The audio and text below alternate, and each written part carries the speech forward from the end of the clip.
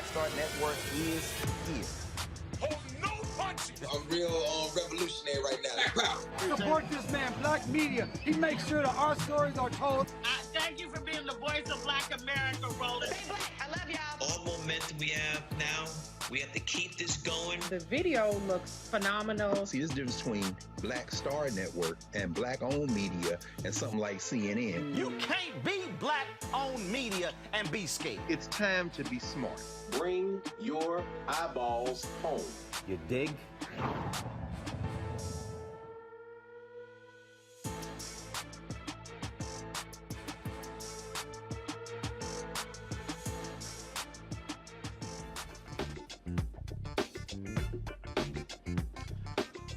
Today is Friday, July 15th, 2022. Coming up on Roland Martin Unfiltered, streaming live on the Black Star Network. House Democrats pass a series of bills protecting a woman's right to choose. One Democrat voted against. Of course, all Republicans did not vote for it. It now goes to the Senate, where it is likely to die.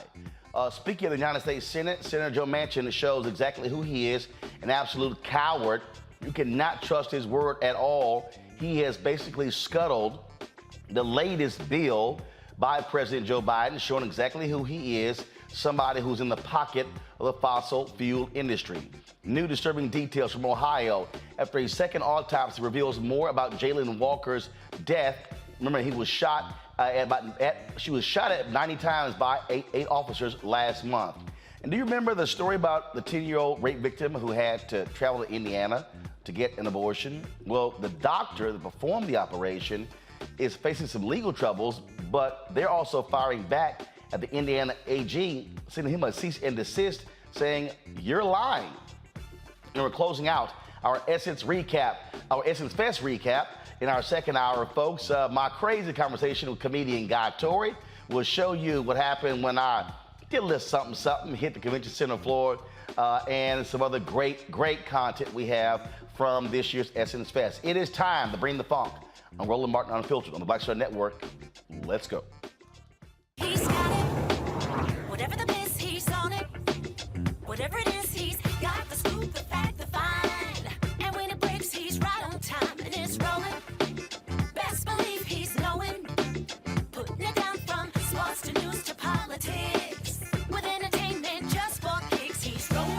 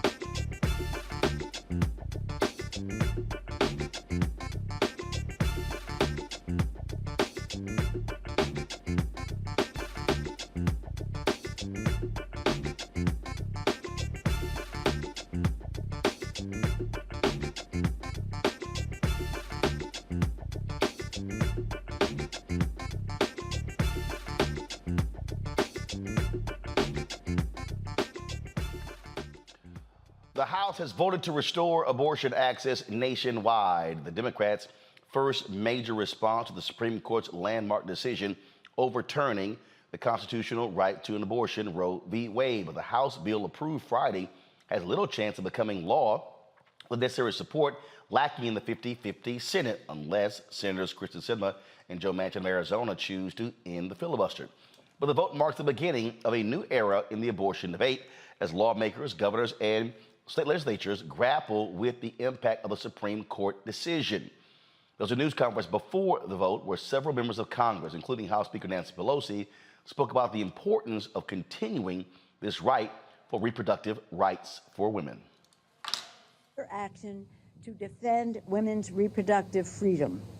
Today, the House will pass landmark bills, our Women's Health Protection Act, to make the essential protections of Roe the law of the land. Thank you to Congresswoman Judy Chu for leading us in passing this bill today for the second time, this Congress. Our Assuring Women's Right to Reproductive Freedom Act will protect women who exercise their right to travel across state lines to get abortion care. Let us salute Congresswoman Lizzie Fletcher and Congresswoman Marilyn Strickland for their authorship of this, along with Jamie Raskin, who was part of it. But we must ensure that the American people remember in November, because with 2 more Democratic senators, we will be able to eliminate the filibuster when it comes to a woman's right to choose and to make reproductive freedom the law of the land. The reality is that an increasing number of women are now forced to carry an unwanted pregnancy against their will, even in the cases of rape or incest, or travel hundreds of miles just to safely receive reproductive health care. We cannot force people to give birth. Worse, those who are forced to carry out an unwanted pregnancy are in the nation with one of the worst maternal mortality rates in the developed world. Taking away federal protections for abortion hits Black women, women of color, Indigenous women, low-income women, LGBTQ plus women, and women with disabilities the hardest, disproportionately. This is about healthcare justice. This is about social justice. This is about economic justice. Ripping away our right to safe and legal abortion is yet another way to control us. This is not about choice for them. This is about control. Controlling our bodies, policing our bodies, and controlling us. And make no mistake, we will do everything in our power to make sure it does not happen, not on our watch. Thank you. Congresswoman Barbara Lee, who has been open about her decision to actually have an abortion, spoke on the floor of the United States House. Last month's Supreme Court decision is having devastating impacts across the country. Now, I remember the days before Roe, and now that the court has ended Roe, we are truly in a state of a national health emergency.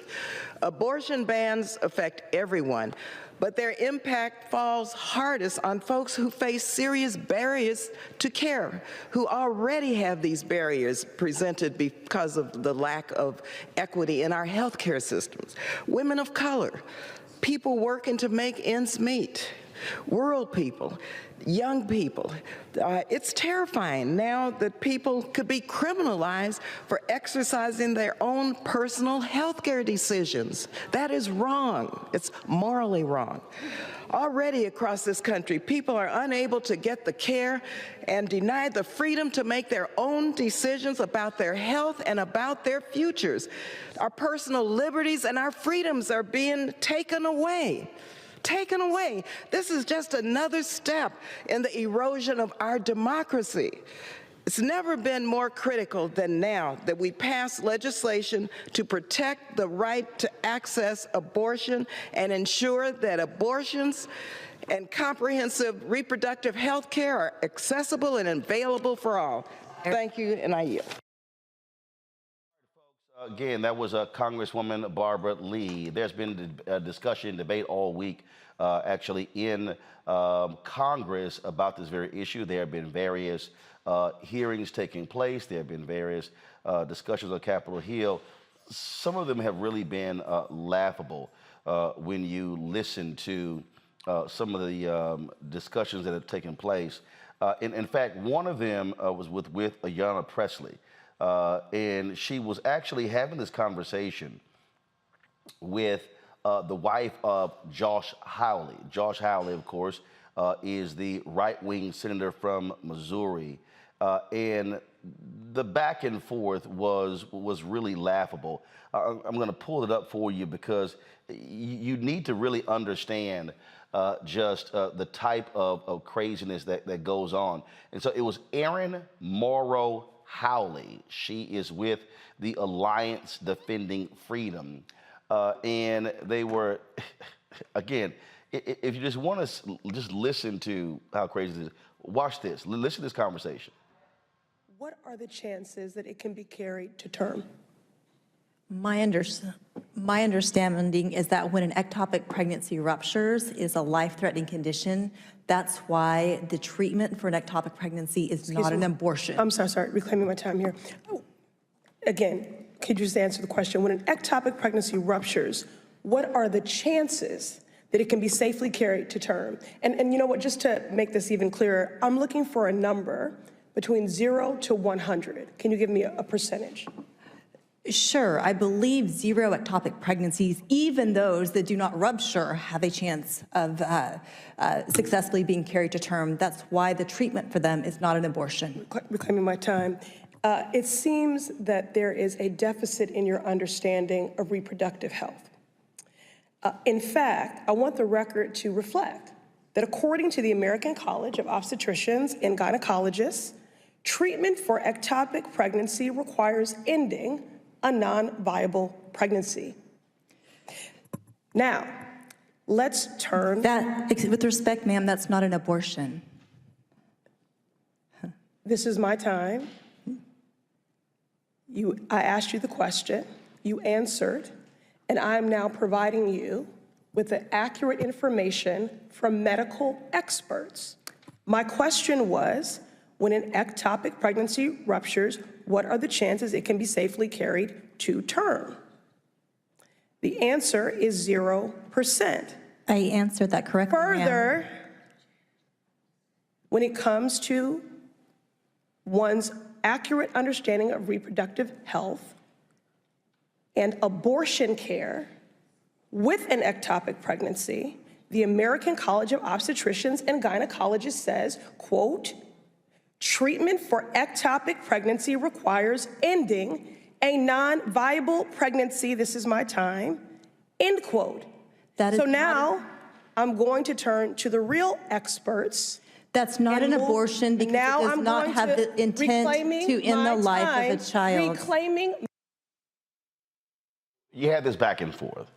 My panel, Kelly Bethea, communication strategist, glad to have you on the show. We also have Matt Manning, civil rights attorney, also Mike Imhotep, African History Network. Glad to have all three of you here. So Kelly, see, so here's what's interesting when you have that back and forth debate there. Hawley says, "Oh, that's not an abortion where you're ending a pregnancy." But the reality is that's what doctors are doing.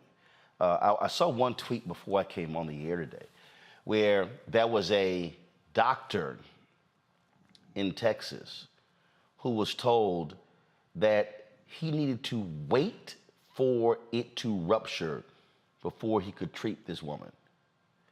What has happened with this decision, doctors are put in a precarious situation because of these different state laws as to how they are to proceed. I am thoroughly disgusted, and I have been for the past month, and for many reasons, but this snippet of a hearing is a prime example of how little people know about the reproductive system of people who are capable of carrying pregnancies. And it's frustrating to me because it's those same people who made the laws to ban abortions. Some of those people being on the Supreme Court. An abortion is simply terminating a pregnancy. That's it. And for this woman to be under oath saying, well, that's not an abortion, you sound stupid. Maybe she is stupid, but at the very least, you sound stupid. And this is all the more reason why matters like this should only be between a doctor and the person who is pregnant. Those are the only two people who need to be anywhere near this discussion, because those are the only two people who have any understanding of what's going on. And for these two parties to be beholden to the most ignorant of these, who happen to be making the laws for the two parties involved, it is absolutely infuriating and the ultimate insult of intelligence for this country, for you to think that just because of your personal beliefs, you can just make laws for everyone to abide by. And what's worse, you don't even understand the kind of laws that you're making. You're just ruining people's lives because you don't understand crap.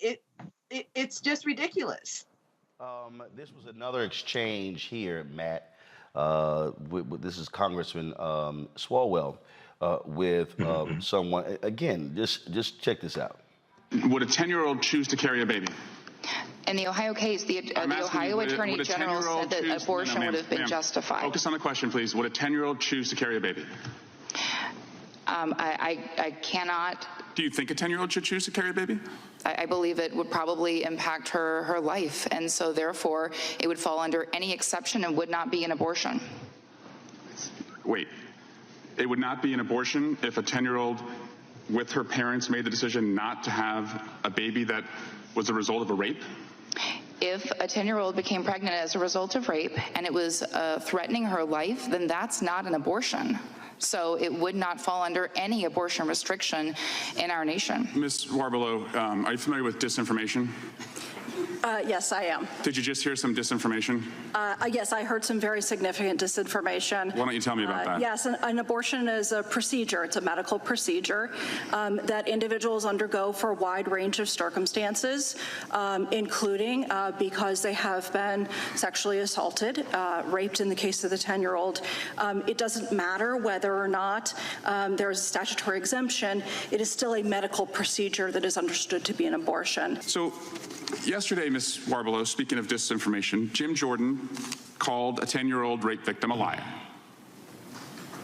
A 10-year-old rape victim was called a liar by the ranking member of this committee. And I know that he did that because he hates the president. It's clear every day from his statements and the statements from MAGA Republicans that they don't like Joe Biden, so they're going to call him a liar. That's fine.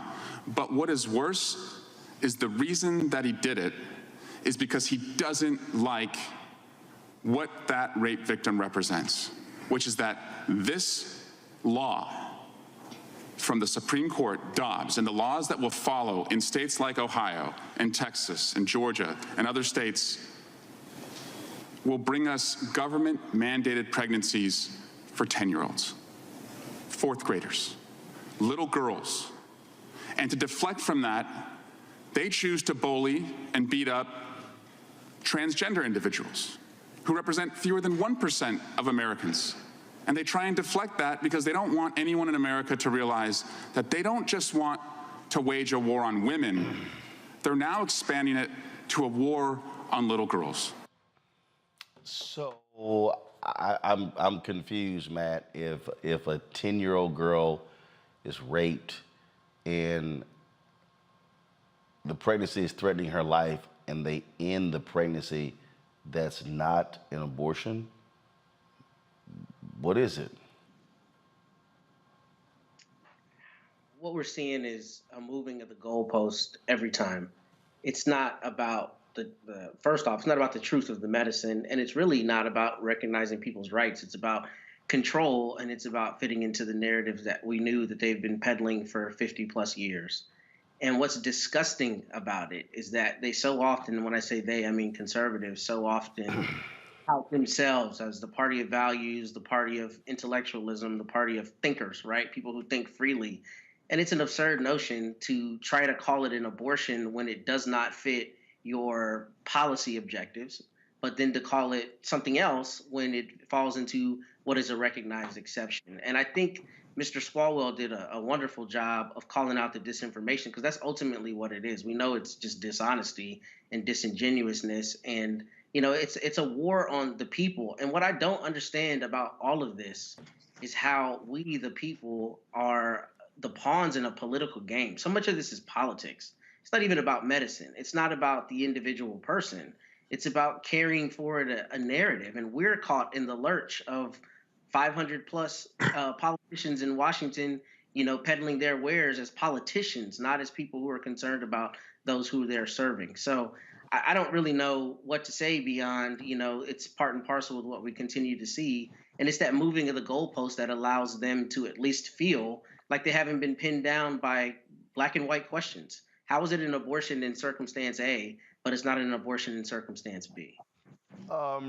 Michael, you have the Attorney General of Indiana who actually said that he is looking for the doctor who performed this procedure on this 10-year-old.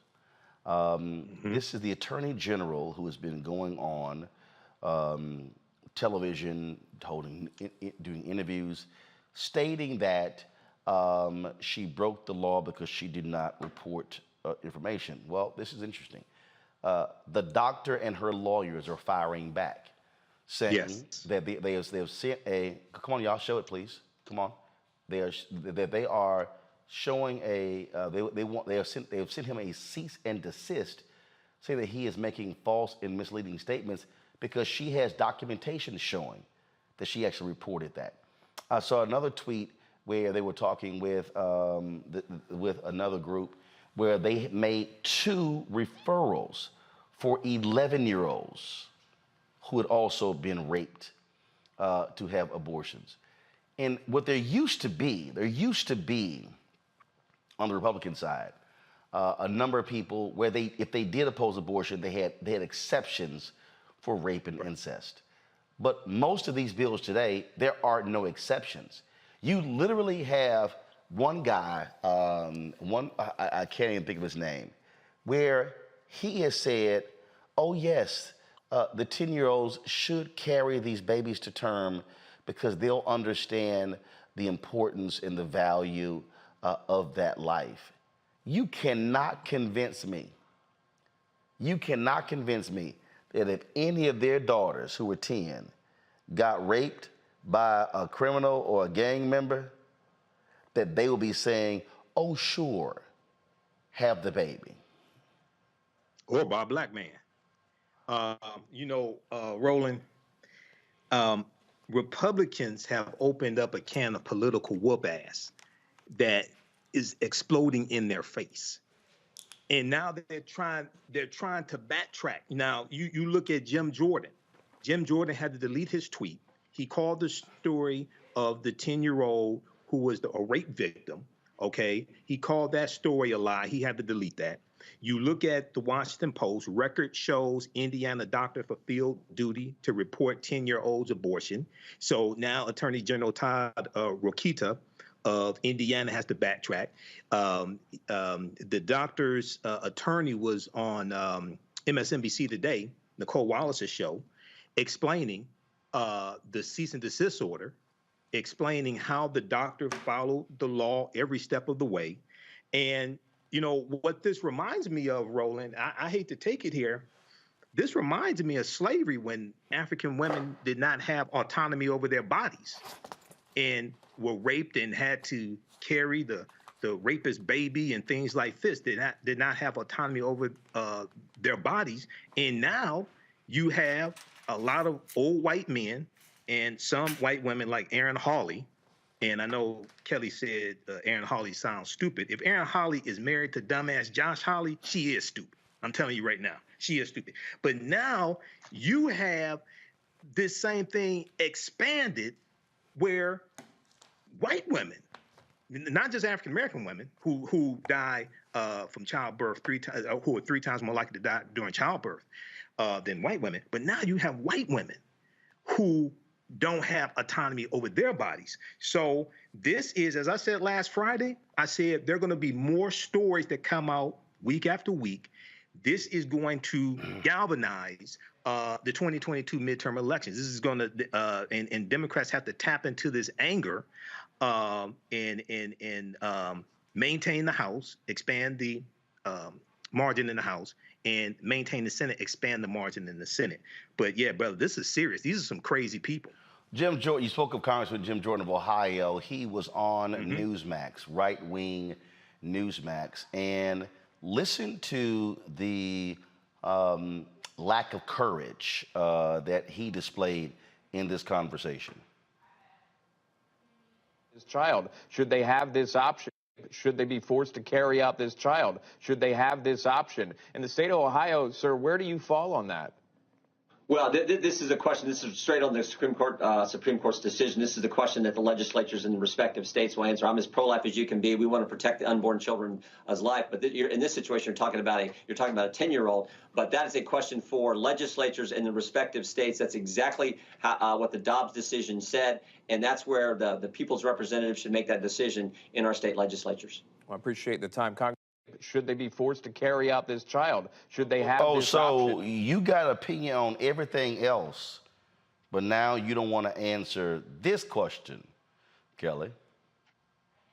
And my thing is, he should have had that kind of response for everything up until this decision, because it's none of his business what a person capable of pregnancy does with their body. It is no one's business except that person and the doctor treating that person. So for me, it's, again, I'm trying to sound thoughtful and coherent, but I'm really just angry right now at the fact that, like Michael said, this is a semblance of slavery.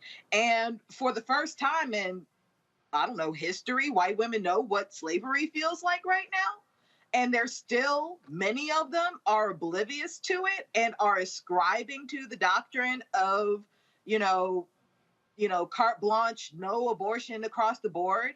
It's just it makes no sense. And it's not supposed to make sense. And what's even worse is those who have the money and the means and the resources will never be without access to abortion. So this is really just focused on those who don't have the resources. That's mainly Black people, other marginalized communities, LGBT plus communities.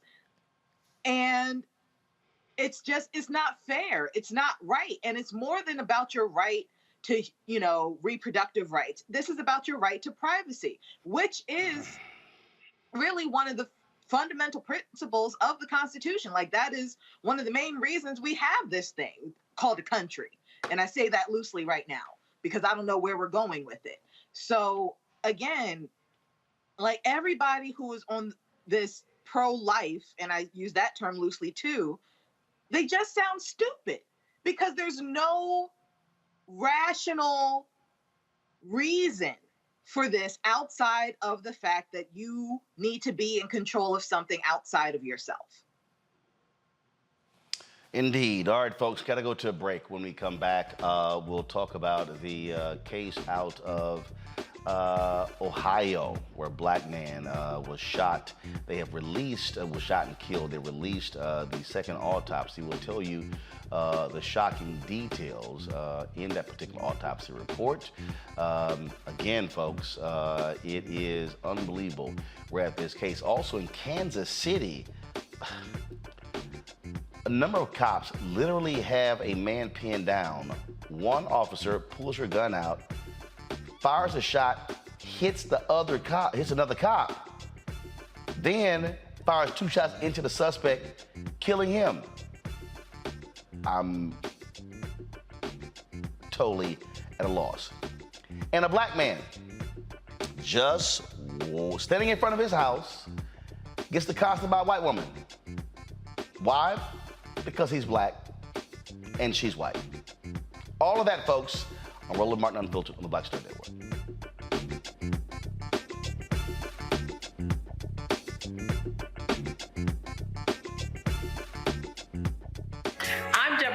America's Wealth Coach. And on the next Get Wealthy, have you heard that it's not how much you earn, but how much you keep that matters?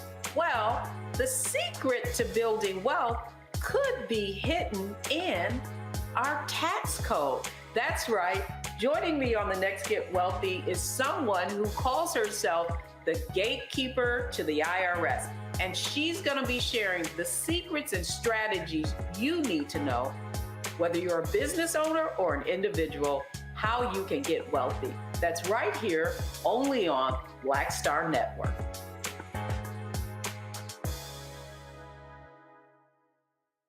Sexy to me is the exact same feeling as running water, ever flowing. Water always finds a way to get through. And so when you know that you're sexy, there are no questions about it. It is an ever-flowing emotion. It is an ever-flowing feeling. When you question it, though, you stop the water. I struggle with this a lot, mainly because I've been told what sexy should look like, what it should feel like. As a model who did Sports Illustrated, you're told that this is what sells sexy, but then you travel the world and what's sexy to one person is not sexy to another person. I'm more of a mindfuck kind of person. How can you stimulate the brain? To me, that's sexy.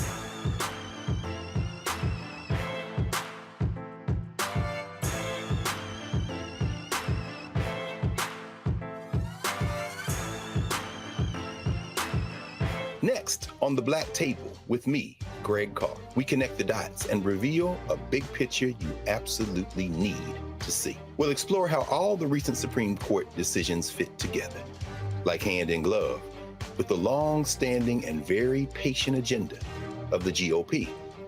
As one of our guests tells us, conservatives are playing chess, while the rest of us are playing checkers. And we're getting really close to checkmate. A Black Table you won't want to miss. That's next, only on the Black Star Network. Hi, I'm Gavin Houston. Hi, I'm Carl Payne. Hey, what's up, y'all? It's your boy Jacob Lattimore, and you're now watching Roland Martin right now.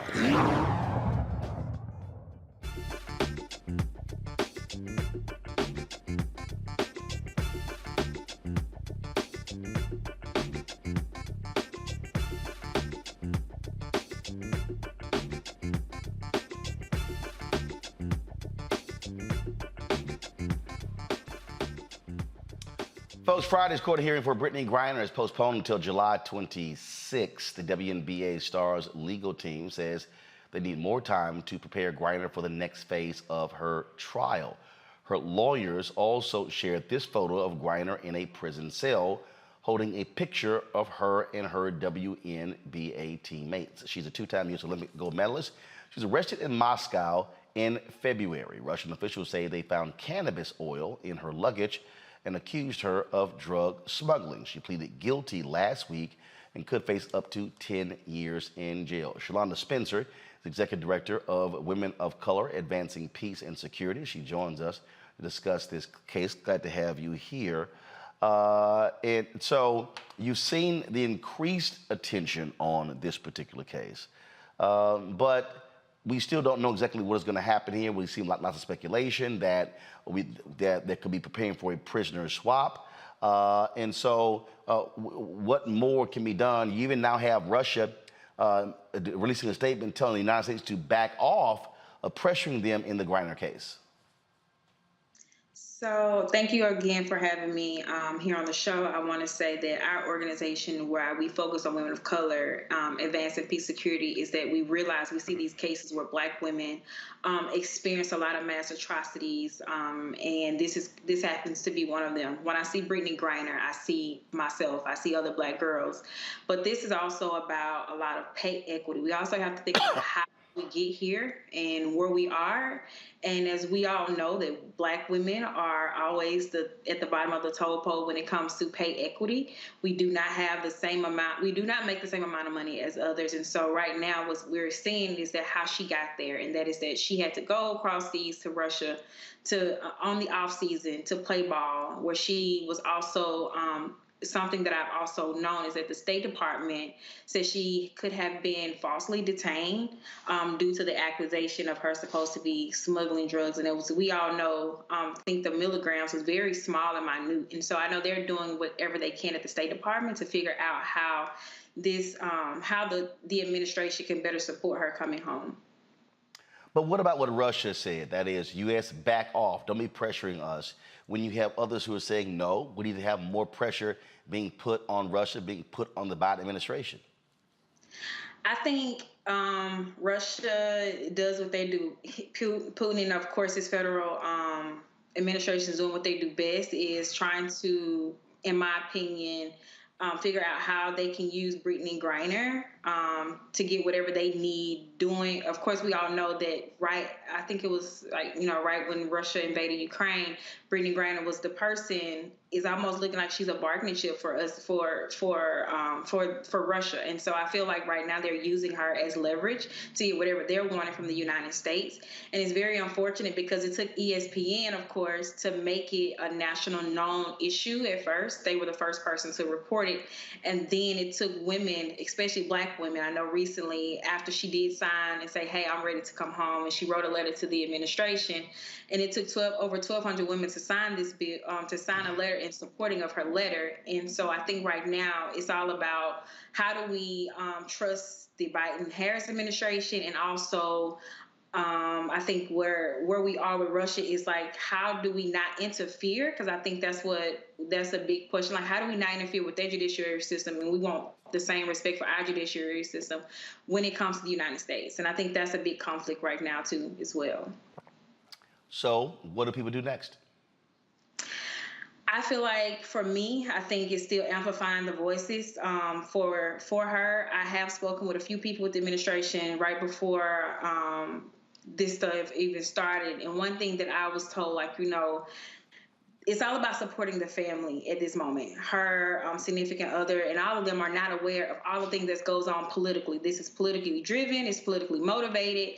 And of course, people like myself and other people of color, we're not always into the everyday issues, especially when it comes to foreign policy and international relation things. And so where she thought she was just, packing up her stuff, putting, her vape in her, her bag, it wasn't nothing to her. But what the Russia decided to do was say, hey, let's just use this as our leverage. And so I think what you're doing right now is that we're continuing to make sure Brittany is heard, especially Black people. I've seen where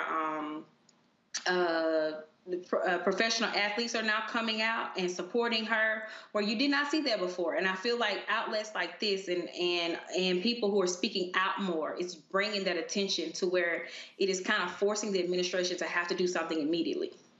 All right. Shalonda Spencer, Executive Director of the Women of Color Advancing Peace and Security. We surely appreciate you joining us, and hopefully we'll have some good news soon with regards to Brittany Griner. Thank you so much. Folks, let's talk about Congress, if you will. A couple of things have been going on. One story we've been talking about, which is quite interesting. President Joe Biden has struck a deal with Senate Minority Leader Mitch McConnell to advance a young, conservative, anti-abortion federal judge for McConnell's acceptance that he would not be blocking some U.S. attorney picks. Now a strange development has actually taken place, folks. And that is, Biden is now dropping the nomination of Chad Meredith, not because Democrats have been outraged at his decision, but because Senator Rand Paul would not return his blue slip, allowing this to go forward. Yeah, I know that may sound a little strange what I just said, but yeah, that's the case. And there was something in this article, Matt, that in this New York Times article. First of all, Mitch McConnell's real pissed off right now. He's really pissed with Rand Paul. But what he said was, and let me just pull a quote up here. First of all, McConnell said he persuaded the White House to do him this personal favor in naming the judge. He would be replacing a 66-year-old judge who was appointed by President George W. Bush. But this is the thing that really tripped me out. And this is why I keep trying to warn people what McConnell is doing. McConnell says, the net result of this is it has prevented me from getting my kind of judge out of a liberal Democratic president. And again, what he has made it clear is he wanted a young, white, male, far-right judge in this position for life. And I keep warning people to understand, those are the kind of judges they're looking for because they want them on the federal bench for the next 40 to 50 years. You're on mute. I know. There you go. There you go. Can you hear me? Okay. I know the promo that ran during the break had Dr. Carr from Howard talking about what's going to be on his show next, and I think the motif in his statement was really applicable here. That the GOP is playing chess and the rest of us are playing checkers. And you've mentioned it a million times on the show, but it could not be more valuable to the viewers that I think under Mr. Trump's administration, something like 200 federal judges were put in place. 226. 226 that are going to serve for life, that have no real accountability, can do whatever they want. And as we see the Supreme Court now more brazenly than ever are politically motivated. And that's what's really important about this. For a long time, the federal judiciary has at least had the veneer of being objective, right? Being judges who are not swayed by politics. But we see very clearly that not only are they swayed by politics, that they're installed, obviously, by politicians, and that they walk in lockstep with those politicians' policies. So your point is well noted, and it is terrifying because they're the same judges who are going to be making the same decisions on my same constitutional challenges, telling me to kick rocks and denying the people rights and other benefits of citizenship, which we're seeing right now. So it's terrifying, and it's crazy that Mitch McConnell says that as brazenly as he did. I'm not going to get my kind of person, meaning young, white, conservative, and who will walk in lockstep with my policy out of this liberal president. So it's terrifying that we're seeing this on this scale, but it is part and parcel with what we've been seeing for a long time and what Democrats, unfortunately, have not been appropriately countering. Here's what's interesting, Michael, as I look at this particular story here. This is what McConnell says. There was no deal. He said that this was a personal friendship gesture. Now, do you have any recollection of Trump, George W. Bush, George H.W. Bush appointing a liberal federal judge as a friendly gesture to a Democrat? I don't remember that, but in the setup for this segment, you said, if I remember correctly, you said that Biden agreed to nominate this young conservative judge, and in exchange for that, McConnell would not block Biden's nominations for U.S. Attorney's Office. That's what's been reported by the Louisville newspaper. Mm-hmm. That sounds like a deal to me. Yeah, that sounds like a deal. These are the type of things that happen in politics. Okay. Now, what's important to understand is the importance of federal judges. And we know that in his first year in office, Biden got more federal judges confirmed, I think, in the first year than any previous president. He got a lot of African-American federal judges confirmed. These are lifetime appointments. But Matt's correct, and I've talked about this here on this show before.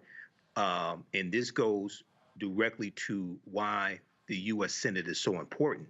Donald Trump got 226 federal judges confirmed in one term, and changed the landscape of the federal bench. These are lifetime appointments. These were nominations that came from the Heritage Foundation and the Federalist Society. But what set this up, and it's extremely important for people to understand this, and this goes back to the conversation that you had on the show yesterday, Roland, with the disinformation campaign. What set that up partly was when Republicans took back control of the U.S. Senate in 2014 during the midterm elections, and McConnell blocked 103 federal bench nominations from President Barack Obama, including Myra Selby, who was an African-American female judge that President Obama nominated in 2016 to the Seventh Circuit Court of Appeals, which would be over Chicago.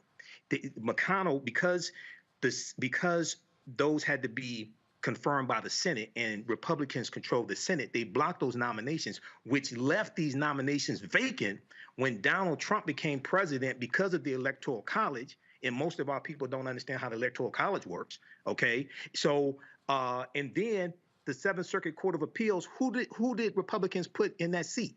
A woman named Amy Coney Barrett. And then when Ruth Bader Ginsburg dies, they put Amy Coney Barrett on the fast track and ran her through and got her confirmed to the U.S. Supreme Court. So they're playing grandmaster level chess. We're playing beginner's checkers and don't even understand all the rules of checkers. This is why it's important to understand the three branches of the federal government: executive, judicial, and legislative. And one of the reasons why Republicans, and this is McConnell's lifelong work to nominate as many conservative federal judges as possible, and Supreme Court justices, of course, because white people have a declining population in this country, as we see from the 2020 census, and their percentage dropped to 57%. First time it dropped below 60% since 1790. They want to control the judicial branch of the federal government because that interprets law from the legislative branch, the House and the Senate, and the executive branch. So they want to control that for the next 25, 30, 40 years. So this is hardball that we're playing. This is understanding politics on a whole nother level. Well, it is, and the thing that that I'm sort of remembering here, Kelly, is that when Obama was president, he cut a deal with Republicans where he was going to give a federal judicial pick to Michael Boggs, a right-wing attorney who defended that state's voter suppression bill. Well, let's just say that pissed off a lot of folks like Congressman David Scott, Congressman Hank Johnson. I remember there was a news conference at Ebenezer Baptist Church. Representative John Lewis was there.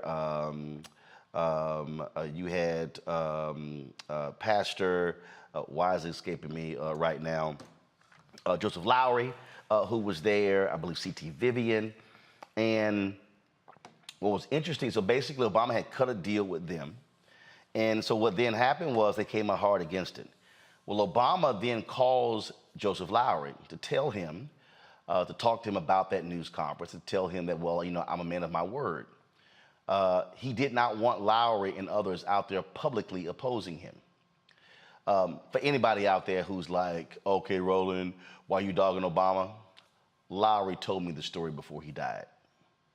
So what happened was, Lowry said Obama called him, and out of respect for Obama, Lowry said that was going to be his last public voicing on that particular pick. Well, then the pick continued, and then you had folks like Congressman David Scott and others who were asking, wait a minute, how is this pick continuing and going down this path? So then they began to hear whispers that that Congressman John Lewis had somewhat given his nod okay for it to move forward. Well, they then went after Lewis. They issued an ultimatum that John Lewis had until 4 p.m. one day to come out publicly against this particular nominee. Lewis was pissed. I mean, Lewis was cussing them out up and down. Yes, I also confirmed that. And but they forced Lewis to release that statement.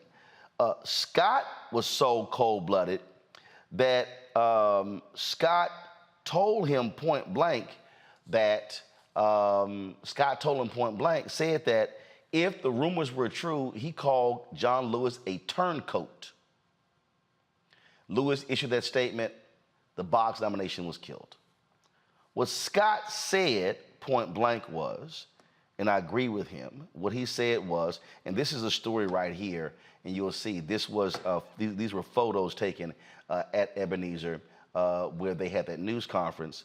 What Scott said, and I agreed with him 100%, he said, look, man, Obama, you're gonna be gone.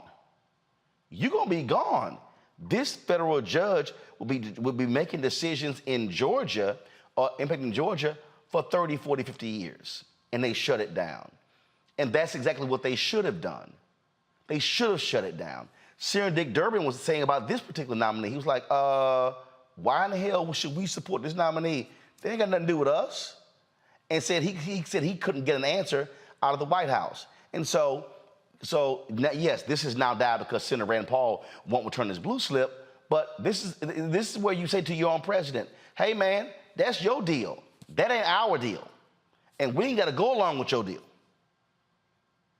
It is always interesting to me when you hear about stories like this, because on one end, I guess the angel side of things, it's like it looks like a concerted effort for bipartisanship, right? But on the other hand, and I won't say it's the devil on the other shoulder perspective, but I will say it's the more realistic perspective. There are plenty of other areas and issues within legislation and policy that have real desire to become bipartisan, that are already kind of bipartisan on its face. You don't need to force bipartisanship on things that, frankly, can just be unilateral. Like the president being able to appoint judges, that's his right. You know, that's part of what he can do as president. I don't see why you need the input of the opposing party who don't like you anyway. Well, in the Senate, in your decision. Well, in the Senate, they have this rule. They have this rule. It's called the blue slip rule, that a nomination doesn't go forward unless both home senators agree. Now, his was interesting though. Even when Trump was president, there was a federal nominee that Tammy Baldwin, and Ron Johnson, Democrat and Republican in Wisconsin, did not return their blue slip. McConnell said, damn that, judge goes through. So you have the option to ignore the blue slip. So there's this custom, this rule that, well, I don't return the blue slip, then you can't move forward with the nomination. Both sides have sort of gone with that, but there have been times when they said, damn that blue slip, we're not moving forward with this. Sure. And again, like, I didn't know that. So I take your word for it. But at the same time, even in that model, it seems kind of ceremonious you know what I'm saying? Like, there are plenty of other, like you said, some people say, damn the blue slip. Some people do. But at the same time, I don't see why it is so just forced bipartisanship when it comes to judicial making decisions when it comes to like appointing judges and the like, especially when the executive branch has that power almost unilaterally. That's the check and balance of it all. Well, the executive branch, they can pick nominees, but they got to be confirmed by the Senate. And so, frankly, they can shut them down. And these are examples where House members put pressure on their Democrats in the Senate to not move forward. Let me talk to y'all about this here. So Senator Joe Manchin has scuttled this bill of President Biden that will deal with the economy, that will raise taxes on the rich, and will deal with the issue of climate change. Now, here's what's illogical. Here's what's utterly illogical, Matt. This man has been lying. You'll meet with him, and he sat with Senator Ron Wyden of Oregon and went through and laid out what he would accept on the climate side. Then when you get to the end of the road, now I'm good. Joe Manchin has left the Democrats at the altar more than any other cold feet groom you've ever met in your life. You cannot trust this man at all. What's the accountability? I mean, for him going back on the deal, what comes of him not, of him doing that? Clearly nothing, because he's done it over and over and was lied about even the filibuster and how long it's been in place. I think he said it was in place for 232 years and it's been in place since like 1975. So, Manchin is very clearly doing what Manchin wants to do, which is not help the Democrats get where they need to go. But the bigger question is, what is the accountability for him continuing to go back on these deals? This man, Kelly, has taken more money from fossil fuels than anybody else. And he just keeps doing whatever he wants to. And I saw this tweet from, I think was one of the Parkland family members. And I agree with him 100%. He said, Democrats, stop talking about Manchin, and you should be talking about Sherry Beasley, Mandela Barnes, John Fetterman, Val Deming, Tim Ryan. He said, and defending your 4 seats, Georgia, Nevada, Arizona, New Hampshire. He said, because if you win those 5 seats, guess what? Senate is not 50-50. It's 55-45. and Manchin can't sit there and play kingmaker. And I think that's really all that Manchin is about at this point. I think he's kind of just shoving in our faces that he has this power within the Senate. And once we do reclaim majority in the Senate, he's going to go back into his cave and never to be heard from again. But at the end of the day, I just wish he would just call a thing and call himself a Republican, because I have yet to see anything come across my newsfeed that resembles anything regarding the Democrat stance on things coming out of Manchin's mouth. Slow down, because we got to be factual here. Right. If Manchin flipped, let's be clear, if Manchin left the Democratic Party, and even if he chose to be an independent but caucus with Republicans, they control the Senate. Right. And I understand that, but at the same time, they kind of already control the Senate. No. No. Follow me here. Can I finish my thought? Hello, but I got to add this to it. Because we just talked about all those judges. Because it's 50-50, they have been able to get through more than 100 federal judges, a number of black women, because they control the Senate. They've been able to get through Biden's nominees because they control the Senate. If he aligns with them, they control nothing. Like nothing. Nothing they want, it can't remotely get done because they will have a 51-49 majority. Go ahead. What I'm saying is, if he is able to vote that way, I don't think that's because he's a Democrat. I think that's because he thinks that those are good choices. But at the same time, you have these core issues within the Democratic Party that are trying to be pushed, namely what we're talking about right now, and he's just refusing to do it. So at that juncture, it's like, you might as well be a Republican. And I'm not saying, he just needs to sign a slip and say, I'm a Republican now, but his beliefs are right now, from what I have seen, seem to be largely, at the very least, independent, centrist, but at the most Republican. And when you look at his voting record on the things that truly matter for his state, such as the climate change and healthcare and even abortion rights, it's like, those are the things that his state needs the most. Yeah. And he's just disregarding it. But, so that's the part that I'm talking about. But I can't, but for all of the frustration, Michael, for all of that frustration, facts are facts. If he left the Democratic Party and joined the Republican Party, they would have a 51-49 majority in the United States Senate. There would be let's be real clear. There would be no January 6th committee. Congressman Benny Thompson would not be the chair. He would be the ranking member. So that's in the House. You mean if they lose? I'm sorry. That's the House. I'm talking about, but Democrats that control committees.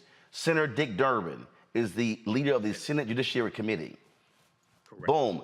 Lindsey Graham will be in charge of the committee. So for all of the frustration with Manchin, the reality is Democrats still control the Senate and are still able to do things because they're in control. One of the reasons why it's hard for Vice President Kamala Harris to actually travel around the country is because she has to vote so many times for tiebreakers.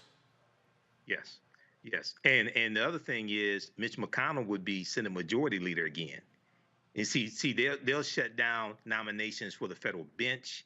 They'll shut down any more nominations for the Supreme Court. It'll be 2014 all over again. Okay, so there's some frustration with Manchin, but at the same time, see, people have to understand West Virginia is a red state. Okay, Donald Trump won West Virginia in 2016 and 2020 by 40 points. All right, the other senator from West Virginia is Shelley Moore Capito, who is a Republican. So West Virginia is a red state. And there's no other Democrat. I don't think there's another Democrat in West Virginia that can win a Senate. No, and in fact, the previous Democrat was Rockefeller, and he couldn't win today. In fact, the governor of West Virginia, remember, ran and won as a Democrat, but he switched parties once he was in the governor's mansion. Right. So you have to understand the politics of that region, of that state. The reference that you made, and the person talked about how I think the Democrats need to talk about Mandela Barnes. They need to talk about Booker in Kentucky, and flipping those Senate seats. Tim Ryan in Ohio. That's extremely important. Biden talked about recently get 2 more Democratic senators. We need. I don't know why in the hell he said. I don't know why in the hell he said 2. Yeah. You need more than 2. First of all, don't just say 2, thinking, if we get 2 more, that cancels out Cinema and Mansion. No, bruh. Right. You need a minimum of 3. First of all, you got to defend 4. You got to defend Arizona, Mark Kelly, Nevada, New Hampshire, Warnock in Georgia. You got to pick up 3. And the 3 best pickups are Pennsylvania, Wisconsin, North Carolina. I then say Ohio comes 4th. I think Deming comes 5th. In Florida. And that's really it. And your long shots are Booker in Kentucky, Chambers in Louisiana. Right, exactly. So we need to start naming names. And I know somebody out there, y'all like, Roland, it's a black person who's a Senate nominee in Alabama. It's Alabama.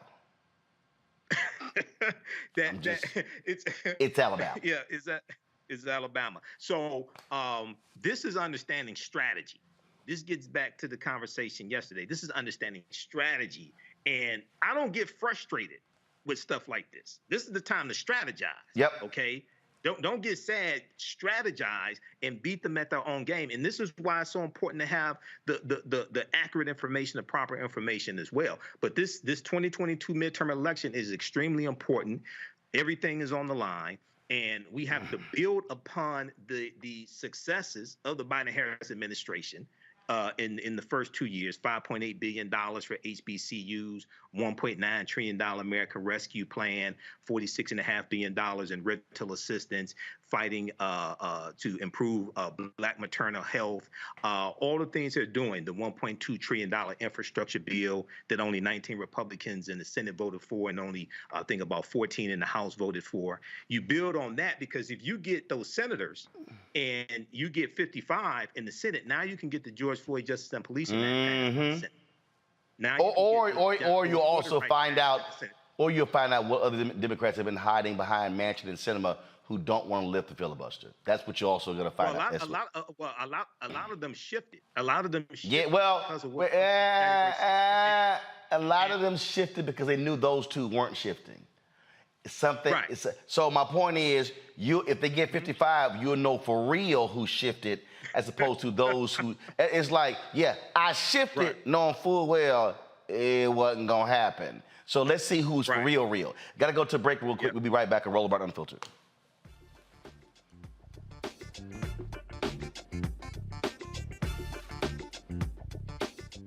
Hi, I'm Dr. Jackie Hood Martin, and I have a question for you. Ever feel as if your life is teetering and the weight and pressure of the world is consistently on your shoulders? Well, let me tell you, living a balanced life isn't easy. Join me each Tuesday on Black Star Network for A Balanced Life with Dr. Jackie. We'll laugh together, cry together, pull ourselves together, and cheer each other on. So join me for new shows each Tuesday on Black Star Network, A Balanced Life with Dr. Jackie. We're all impacted by the culture, whether we know it or not. From politics to music and entertainment, it's a huge part of our lives, and we're going to talk about it every day right here on The Culture with me, Faraji Muhammad, only on the Black Star Network. Hi, I'm Israel Houghton with Israel, a New Breed. Hi, I'm Carl Payne. Hey, everybody, this is Sherry Shepherd. You're watching Roland Martin Unfiltered, and while he's doing Unfiltered, I'm practicing the wobble. So. I am. Because Roland Martin's the one, he will do it backwards. He will do it on the side. He messes everybody up when he gets into the wobble because he doesn't know how to do it, so he does it backwards. And it just messes me up every single time. So I'm working on it. I got it. You got Roland Martin.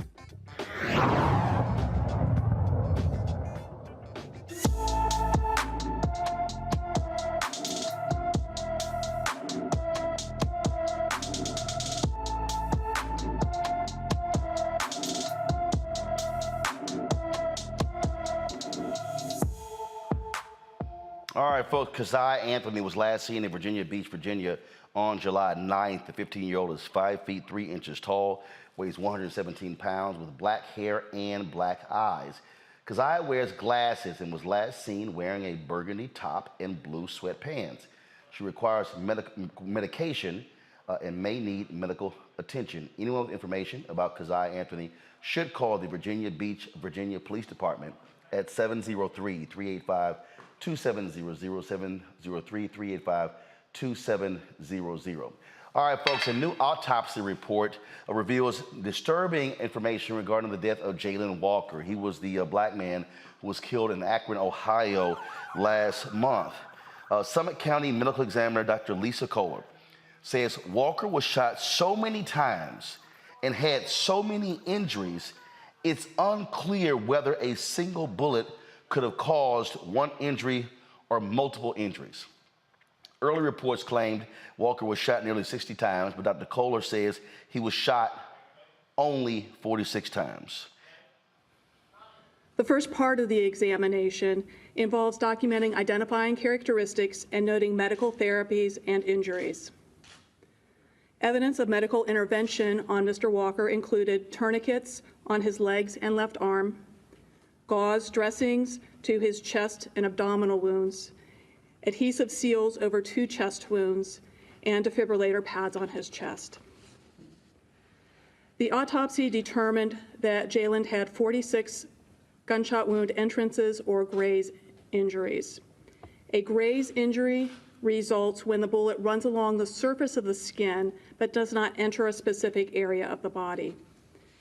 An entrance wound indicates that the bullet struck the skin and entered a part of the body and either exited or became lodged within tissues of the body. The photographic record shows more than 46 labeled wounds because there are exit wounds, bullets beneath the skin, and abrasions that were numbered for the purpose of identifying specific injuries in the photographs and to permit clarity. The injuries include the following: 15 gunshot wounds injured the torso and caused internal injury to his heart, lungs, liver, spleen, left kidney, intestines, and multiple ribs. 17 gunshot wounds injured the pelvis and upper legs, causing internal injury to the right iliac artery, which is a major artery going to the leg, the bladder, and fractures of the pelvis and both upper leg bones or femurs. 1 bullet struck the face and fractured the jaw. 8 gunshot wounds injured the arms and right hand. 5 gunshot wounds injured the knees, right lower leg, and right foot. All right, Jayland's family released a statement. Here's what they dropped, please. Let's show it. Today's Summit County Medical Examiner's report on Jayland Walker's death confirms the violent and unnecessary use of force by the Akron Police Department on an unarmed young man who, as the family expected, was not under the influence of drugs or alcohol. That Jayland suffered 46 gunshot wounds to his body is horrific. The fact that after being hit nearly 4 dozen times, officers still handcuffed him while he lay motionless and bleeding on the ground is absolutely inhumane. The family is devastated by the findings of the report and still await a public apology from the police department. Now, here's what's interesting, Matt. No gun residue was found under his fingernails or on his hands. So the cops claim he had a gun. The gun was fired. Where's the gun residue? So, yeah, that's a good question. But I'll tell you, in my experience, a lot of times they don't test for gunshot residue if they know someone has had interaction with the weapon, meaning they were the victim. In my experience, unless there's a question about self-defense. But to give you context, Mr. Walker was hit with more than 2 times the number of bullets than Amadou Diallo was hit with. And that is an absurd number. In that case, 19 bullets. So here, 46 wounds is incredible. And it is, I mean, baffling. Obviously, this is excessive force at the worst end of the spectrum. But what I do think is important to note about this is I think it's also going to potentially create issues with holding people accountable. Because if all of these officers have the same rounds, if it's the same cartridges that were fired from the guns, there's going to be a question of who fired, obviously, the shots that would be fatal. And even here, you can't determine which shots are fatal. So the sympathy I feel for this family is just inexplicable because this is the absolute worst case scenario. And what I've been really troubled by is the police chief in Akron finding every way to make this about his officers rather than the fact that this young man who was unarmed and not on drugs as confirmed by the autopsy and toxicology report, making it about them. The article I read said that he had them remove their names from their uniforms because they're getting death threats. And not by any means do I support death threats. But the point is, your officers shot, more than 90 rounds, at this young man. And obviously the autopsy shows that he was hit with more than half of them. And that is absurd, and it's excessive, and it's just completely indefensible for any scenario, particularly this scenario. And I'm wondering what the practical effect of this will be if there are criminal charges sought, because I think it's going to make it even more difficult to determine exactly who did what as it relates to this situation. Indeed. Kelly? I mean, I'm, as usual, just thoroughly disgusted. And it just doesn't feel like there's any sign of this stopping anytime soon, if ever. Not to sound pessimistic about it, but it really doesn't feel like there's going to be an end to this kind of carnage. Like, I just heard about a shooting down in Hattiesburg, Mississippi that happened earlier this week or something like that. And that was supposed to be a mental health call. They called for this young man to get actual mental health care, and the officer shot him dead anyway. And I'm just tired of Black skin being perceived as a threat, as a weapon, as anything other than the largest organ on your body that everybody has. It just so happens that not everybody's Black. My condolences go out to his family, and thoughts and prayers go to them, because I can't do more than that. And that is really heartbreaking. The fact that more people can't do something than can. Michael? Yeah, Roland, this looks like an execution to me. Hit 46 times, running away from the officers. I know most people don't advocate running away from police, but even if you do, that should not be a death sentence. That should not be a death sentence. And then he's laying there bleeding out on the ground, and they handcuff him, as if this reminds me of George Floyd and the delirium line of theory that the defense was using, which goes back to African Americans, especially African American men, using cocaine and having superhuman strength. Okay, so you handcuff him after you shoot at him 90 times. He's laying there bleeding out. You handcuff him when you think he's gonna jump up and beat the hell out of you. That's crazy. Like that. That's crazy. Just ridiculous. Sad story, sad story. So we'll see what happens next with this particular story here. All right. Kelly, Matt, Michael, we surely appreciate y'all joining on the panel today. Thanks a bunch, folks. Coming up next, we're going to have our final Essence Fest 22 recap. Chat with Guy Torrey. We'll show you what happened when we hit the floor and see our fans out there and a little bit more as we recap Essence Fest 2022 right here on Roland Martin Unfiltered on the Black Star Network. Again, brought to you by Coca-Cola. Back in a moment.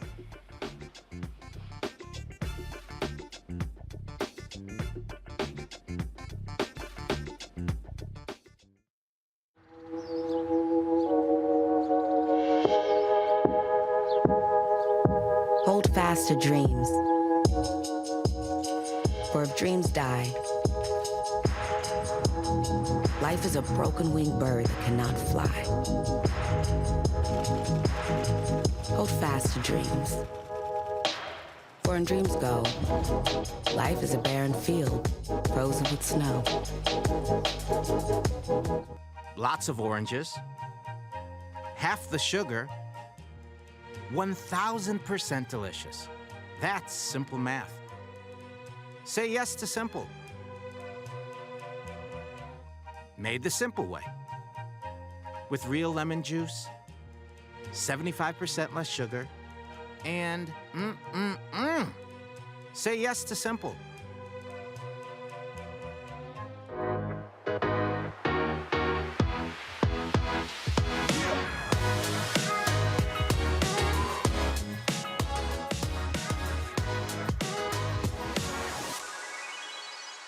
Hi, I'm Tommy Davis, and I play Oscar Proud on The Proud Family on Disney+, and you're watching the Black Star Network.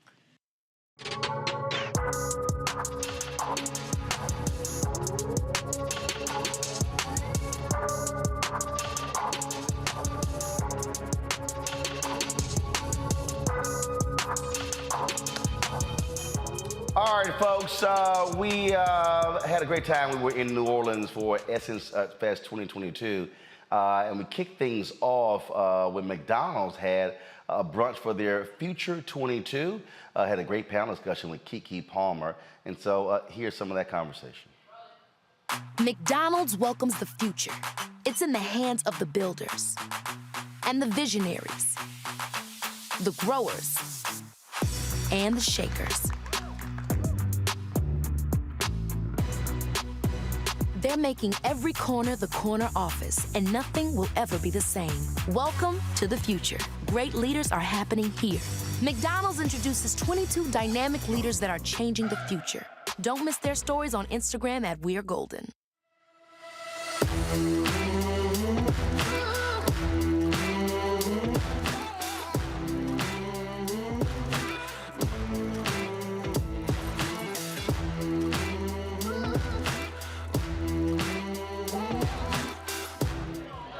Hi, my name is Marvion Maybon, and being a McDonald's Future 22 has allowed me to continue to uplift my community's voice with my voice and help really impact change into my community by using the resources that are all around me. I'm super proud and super honored and super blessed to be able to call myself McDonald's Future 22.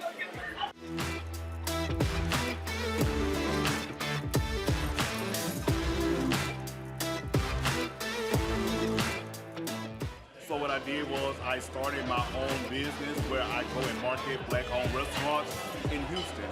And so I'm proud to be and honored to be a Future 22 game changer for McDonald's because I know that I am positively impacting the Black community. I'm giving a voice to the voiceless, which is our restaurant and our business.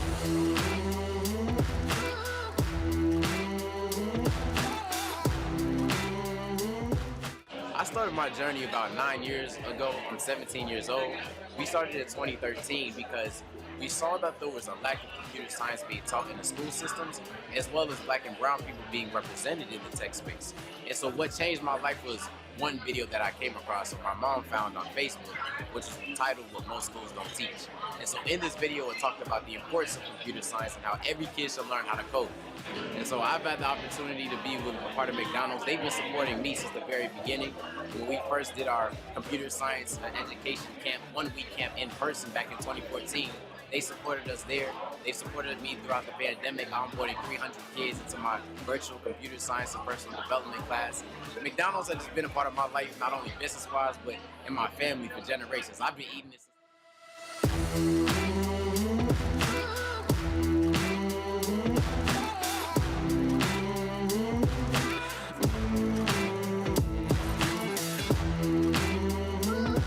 I'd like to know, Keke, from you, how do you prioritize yourself and your time so that you have that work-life balance, and what does it look like for you?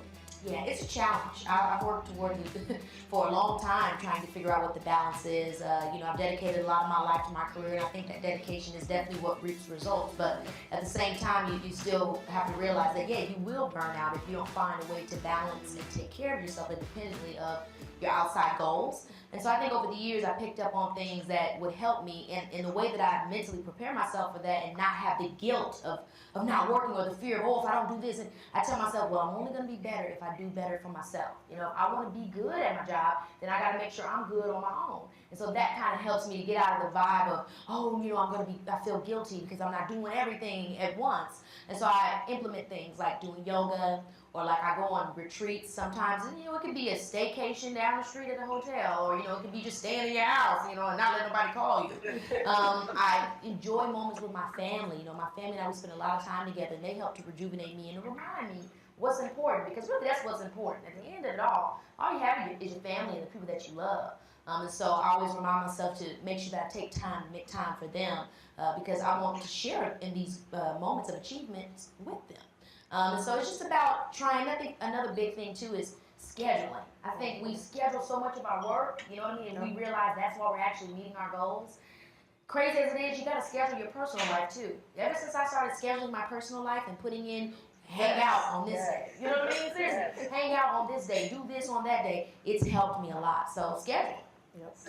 Good, that's good to hear. And I think that, especially for the kids today, the fact that you can admit that and say that you have to find time for yourself. And that's the most important thing. So, but what is one piece of advice that you would offer to them on their journey? Maybe something you wish you knew earlier in your career.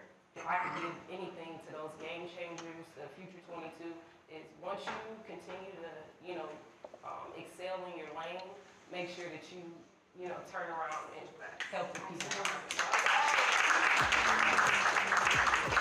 I am honored to announce that each of you game changers will go home with $10,000 each to fuel your missions, passions,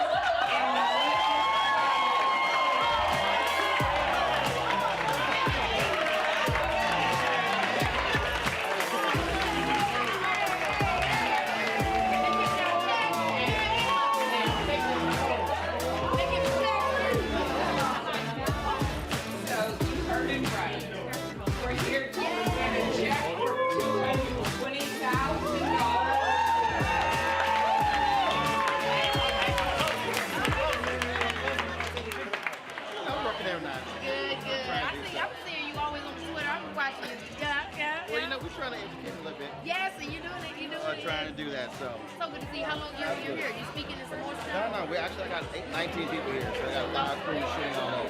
That's awesome. So, yeah. So we got to get together and sit down and do a one-on-one. Yes, let me know. Cool. Let me know. Hold up.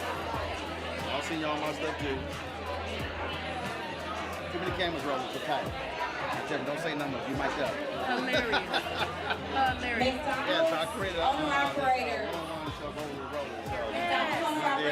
I shot like 29 last year. Carrollton Room on the first floor. How's it going? Oh, going great. Carrollton Room, first floor. McDonald's. Michael Ely, Richard Train, Sheila E.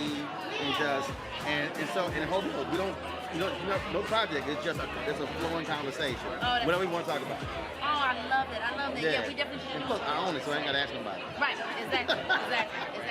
What's up? It's your girl Kiki Palmer, and you're watching Roland Martin Unfiltered. There you go. All right, then. Folks, got to go to the break. We come back. Y'all know I always got to hit the convention floor. You can't be scared of your people trying to go through the back way. And so we had a good time hit the convention floor. We'll show you that next. And then, of course, my conversation with the absolutely crazy fool, Guy Torrey. You're watching the Black Star Network and our Essence Fest, the 2022 Essence Fest Festival of Culture. The recap, sponsored by Coca-Cola. Back in a moment.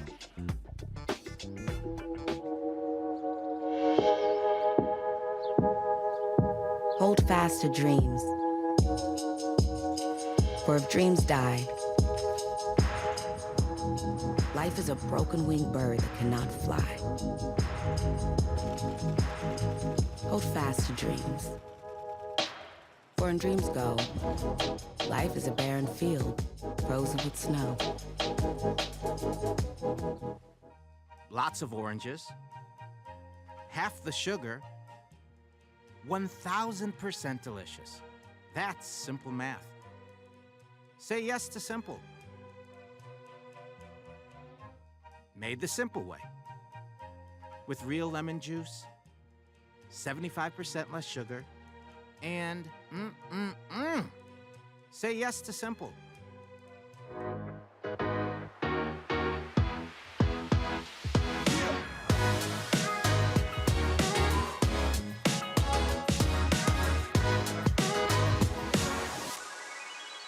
Hey, what's up? It's Guy Torrey, creator, executive producer of Fat Tuesdays, the air hip-hop comedy, and you are looking at Black Star Network.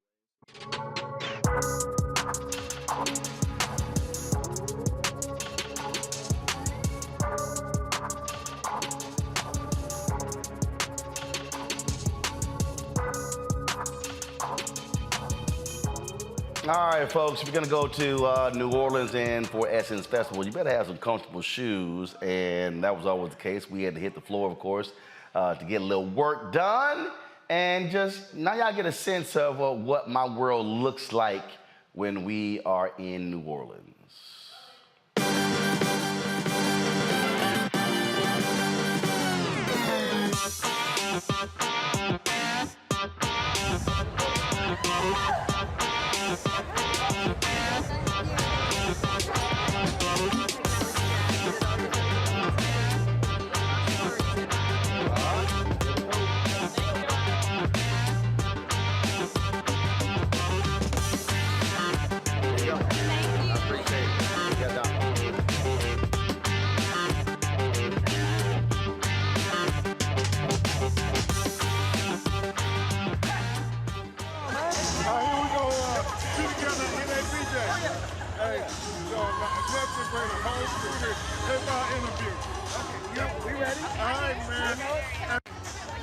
My wife and I gotta make sure my wife say hey to me. She love you.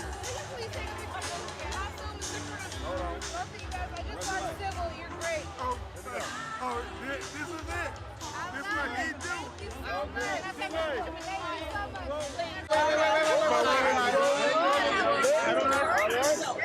Step back now. Step back. Step back. Step back. Step back. Hey, you don't sit there some fucking. I love you, man. I know you ain't gonna move if we don't move. You know, hold on. You'll get. Hey, man.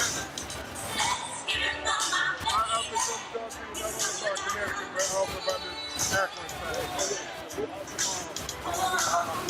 Okay. I love you, bro. Thank you for being our voice, bro.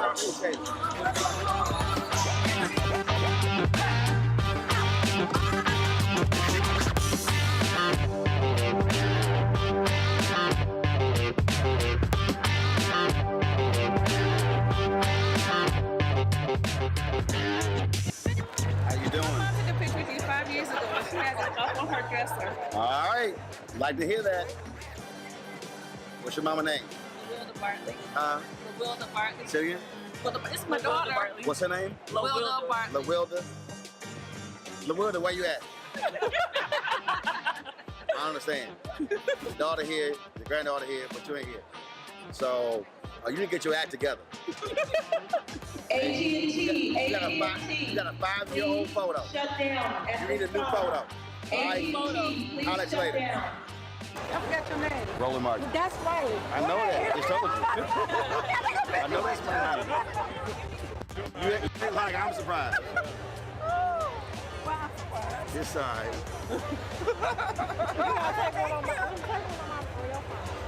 I got it. I'm sorry. I love you, brother. I watch you all day long. I appreciate it. I appreciate it. Appreciate it. All right. You're crooked, man. Come on, man. Come on, straighten up, man. Look. You got that, man. You gotta practice that. Practice that. You just show me. You good? How you doing? Come on. No, reverse it. Oh, everybody else just walks up. Give me the phone. Give me the phone. Thank you. I got it. Thank you. Over there. I'm gonna throw my you on the I don't care what a little you put. Don't put no face. Oh, I ain't see her. Use your left hand. You gonna get me? How you don't see her? She's standing right there. See how y'all capitals are? Oh, that one I'm fine. See, Alpha's looking out. Thank you. Just gonna throw Thank all you, in her appreciate face. it. Like, she ain't even there. Come on, y'all. Roland Martin in the building. Do your thing, brother. Do your thing. And jump. That's how you end the rock. And left foot. You child to the right. You child to the left. You turn to the right. And move to the left. Right on.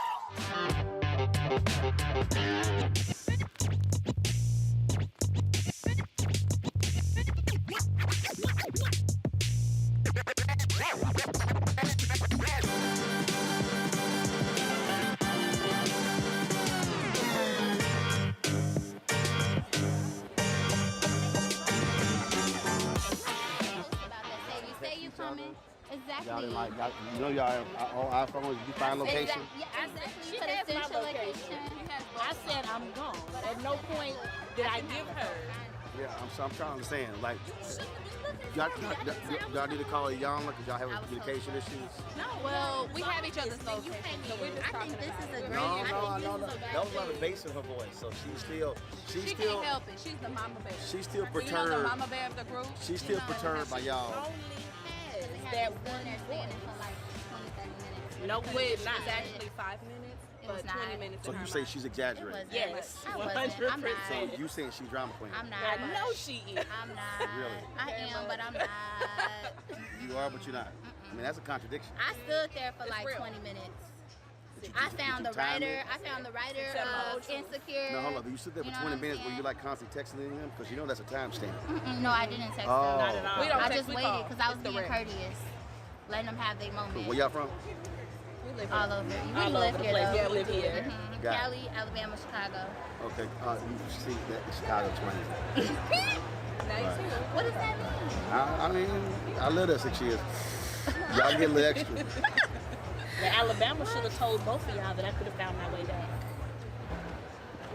Okay. Like, you don't get lost in the Well then, this edition of Roland Martin's Fix My Life is over. Is it big? I'm sorry, this is Roland Martin's Fix My Life.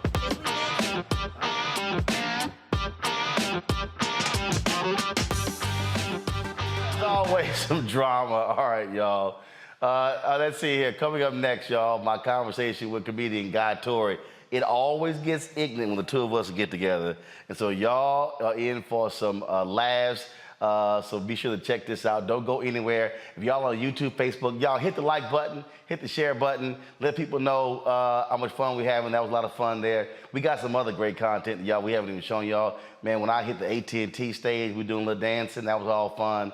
And so y'all know how we do it. And so gotta go to a break. We'll be right back on the Black Star Network on this 2022 Essence Festival of Culture recap brought to you by Coca-Cola. Back in a moment.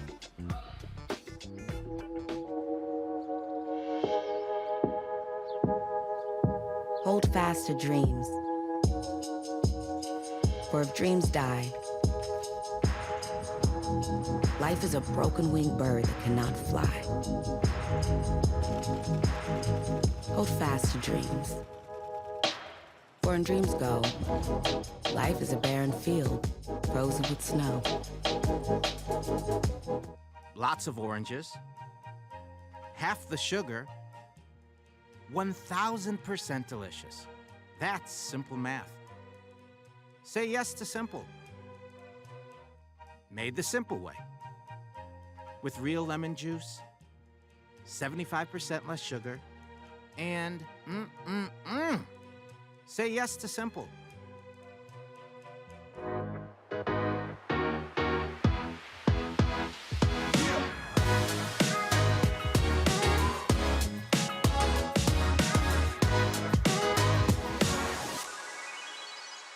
Hello, I'm Paula J. Parker, truly proud on the Proud Family Louder and Prouder on Disney+. And you're watching the Black Star Network.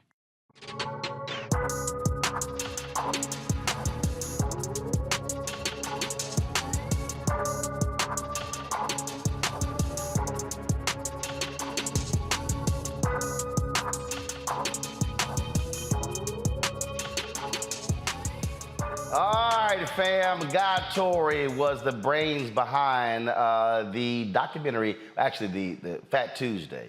There was a documentary that was done on that, and we had a chance to talk about that and a whole bunch of other stuff.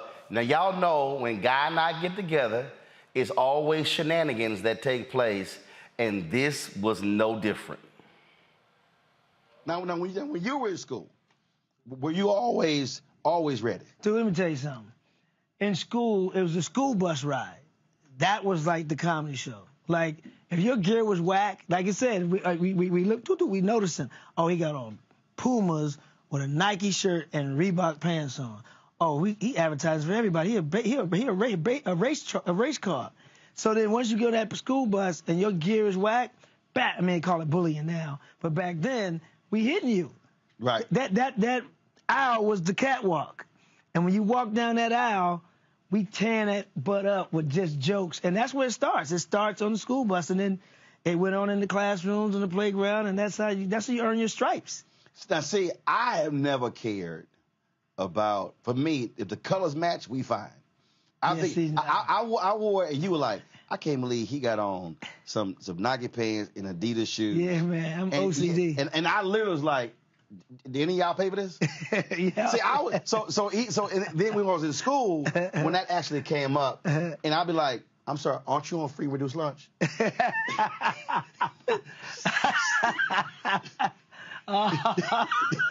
they get mad. Damn, I'm like, the nerve. And it's like, wait a minute, you came at me. Yeah. If you can dish it, you gotta be able to take it. That's my whole deal. Yeah. But There's a lot of comics who want to start fighting. There's a lot of comics who can dish it and can't take it. Because we're very sensitive creatures anyway. Right. A lot of us won't admit it, right?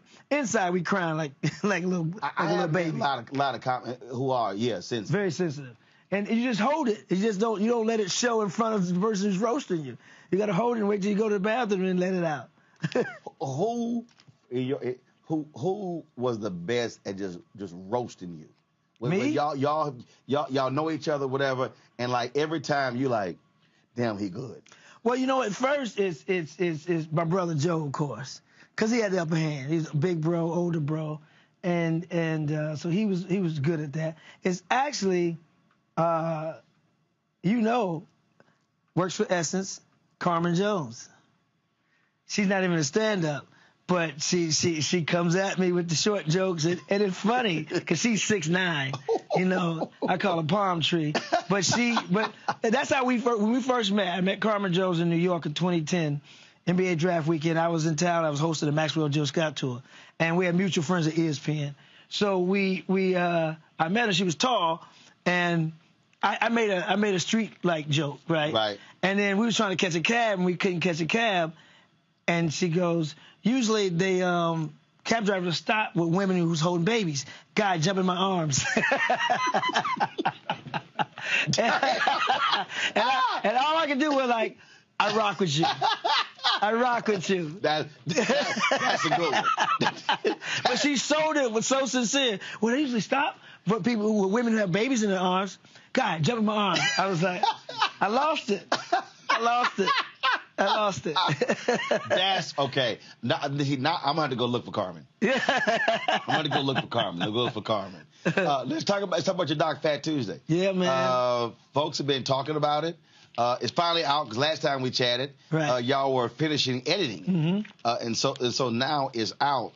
And the thing that I think when I think about it, I sort of compare to the doc that Summer of Soul that Questlove won the Oscar for. Yeah. And there's so many things about our culture that cats didn't know about. So you see these documentaries of these other people, right? And you swear black people didn't do anything, right? But when you think about the things that black people have done, and then this is where having to tell our own story, right? Because otherwise, folk wouldn't know. Right. And it's funny you say that, too. And Fat Tuesdays prayerfully were up for Emmy consideration. How'd you hear about Fat Tuesdays? How'd you hear about Jesus? People told you. This is how we do it. It's 1995. Comics back then were predominantly white, and I said, man, there's so many funny people doing comedy in the hood, but there was no one there to see them. And I was like, okay, I'm gonna change that shit.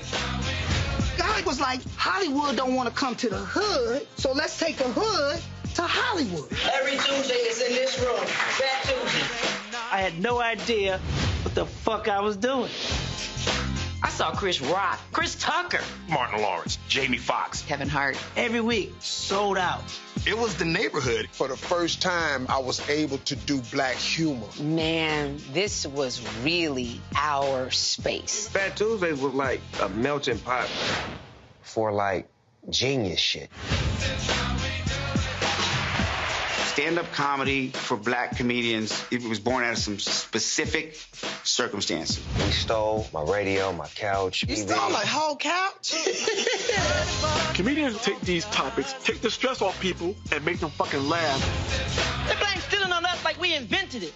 Now, we may have perfected it. I mean, yeah, we may snatch a purse, but we didn't steal a whole country and call it the United States. You would come here and the agents would see you. Maybe you get signed, maybe you get a movie, maybe you get a TV show. It was one of the great renaissances of black comedians being ushered in. People became stars, man. When we created Wild 'N Out, Fat Tuesday was the model. Film, TV, fashion, music, we all were thriving. Yo, what's up? Fat Tuesday was something very special to witness, to say you were there.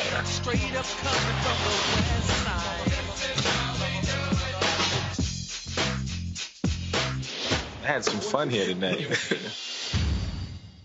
So, you know, prayer warriors out there, you know, I hope we get that nod. But Fat Tuesdays is a documentary about a night I created at the Comedy Store to showcase black comedians. And it turned into the best damn comedy show, period. The most important comedy show, period, because so many comics came through there that are box office stars today, that are touring. You know, Kevin Hart, who opened, you know, Essence Fest, man, he came through Fat Tuesdays. And Nick Cannon discovered at Fat Tuesdays, and Mike Epps came through this. So it was such a platform to showcase comedians. And, you know, it was me bringing the hood to Hollywood, because after the riots in '92, industry quit going to the hood to see us.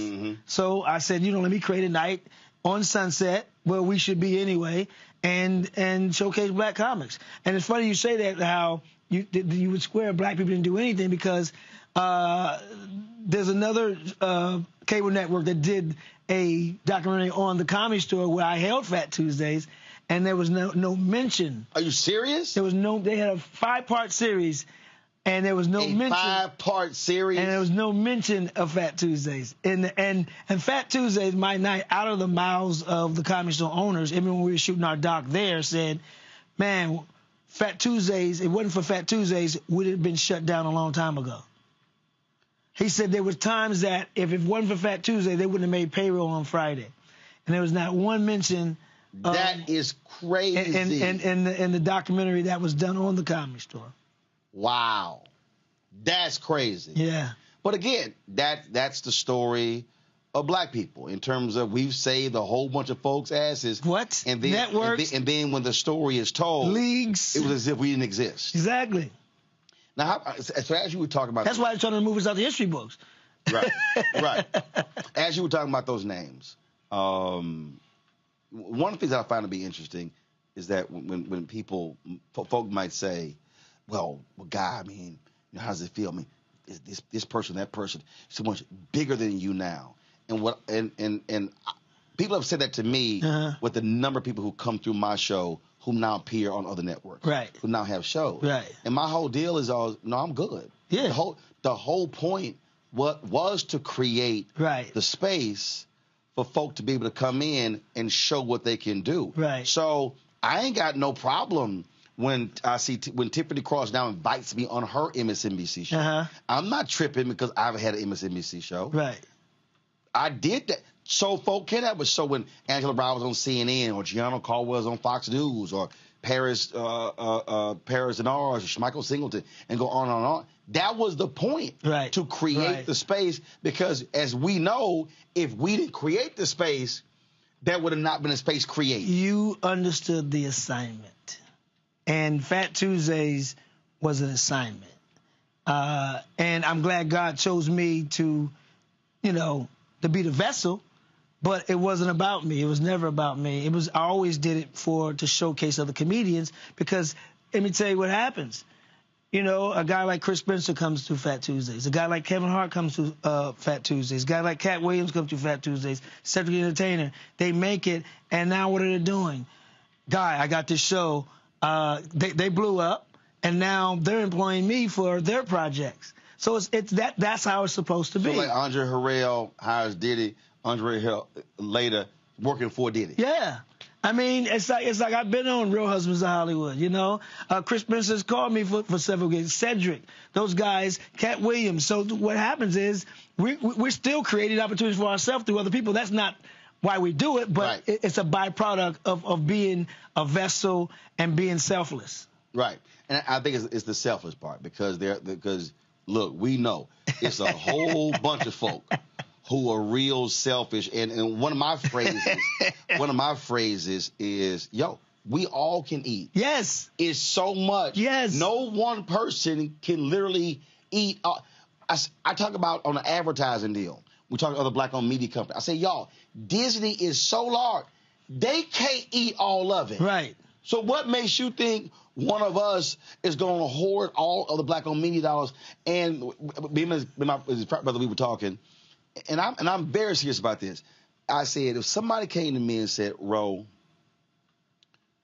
you can make $500 million off this deal, or 10 of y'all can make 50. Which one would you take? And I told him it would be the 10. Mm-hmm. And I told him, I said, here's why. I said, because for me, that's now 10 family lines. Mm-hmm. That's now 10 different generations. Mm-hmm. I said, you can't take none of it with you.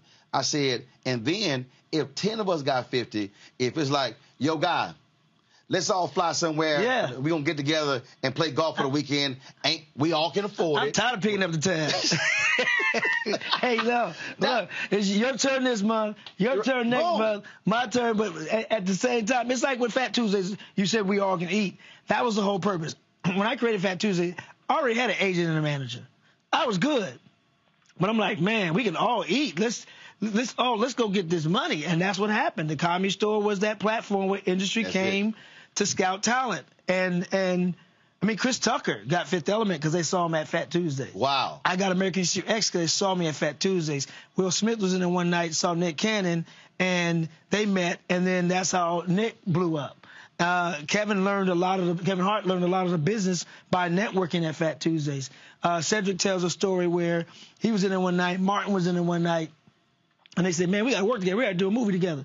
Next thing you know, Cedric was in Big Mama's house, too. So it's like that's what it's supposed to be. Mike Epps was there one night, and Cube saw him, put him in Friday, and next Friday. Michael Blackson was there one night, just on the lineup, and they were in there looking at Mike Epps and saw Michael Blackson and put him in the movie as well. So that's what we're supposed to do for black people, is support each other and not compete, but support and root for each other. That's it. Everybody can eat. Everybody can eat. There's a lot of money. They printing it every day. Right, and that's the deal. Now what's up? You doing more movies? Because your little crazy ass, some of the roles that you played. Are you trying to pursue more of that, or are you like, you know what? I'm just gonna really do the comedy. I get that a lot, man. I stepped away from acting for a minute, man. It's just that to do it and to do it right. It's a mindset, and the older you get, it's kind of less games you want to play. It's a lot of tomfoolery that goes on in the acting stuff. They build you up and tell you how much they love you and love your work and blah, blah, blah. And you're canceling gigs, flying back in town, and then somebody who never acted before, gets the role because they got more followers. I'm just like, you know what, I'm too old for that.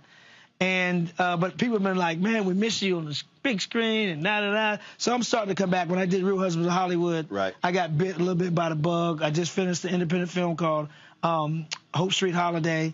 Hope. I'm sorry, Hope. I'm sorry. That was Hope Street Holiday. Hope Street Holiday.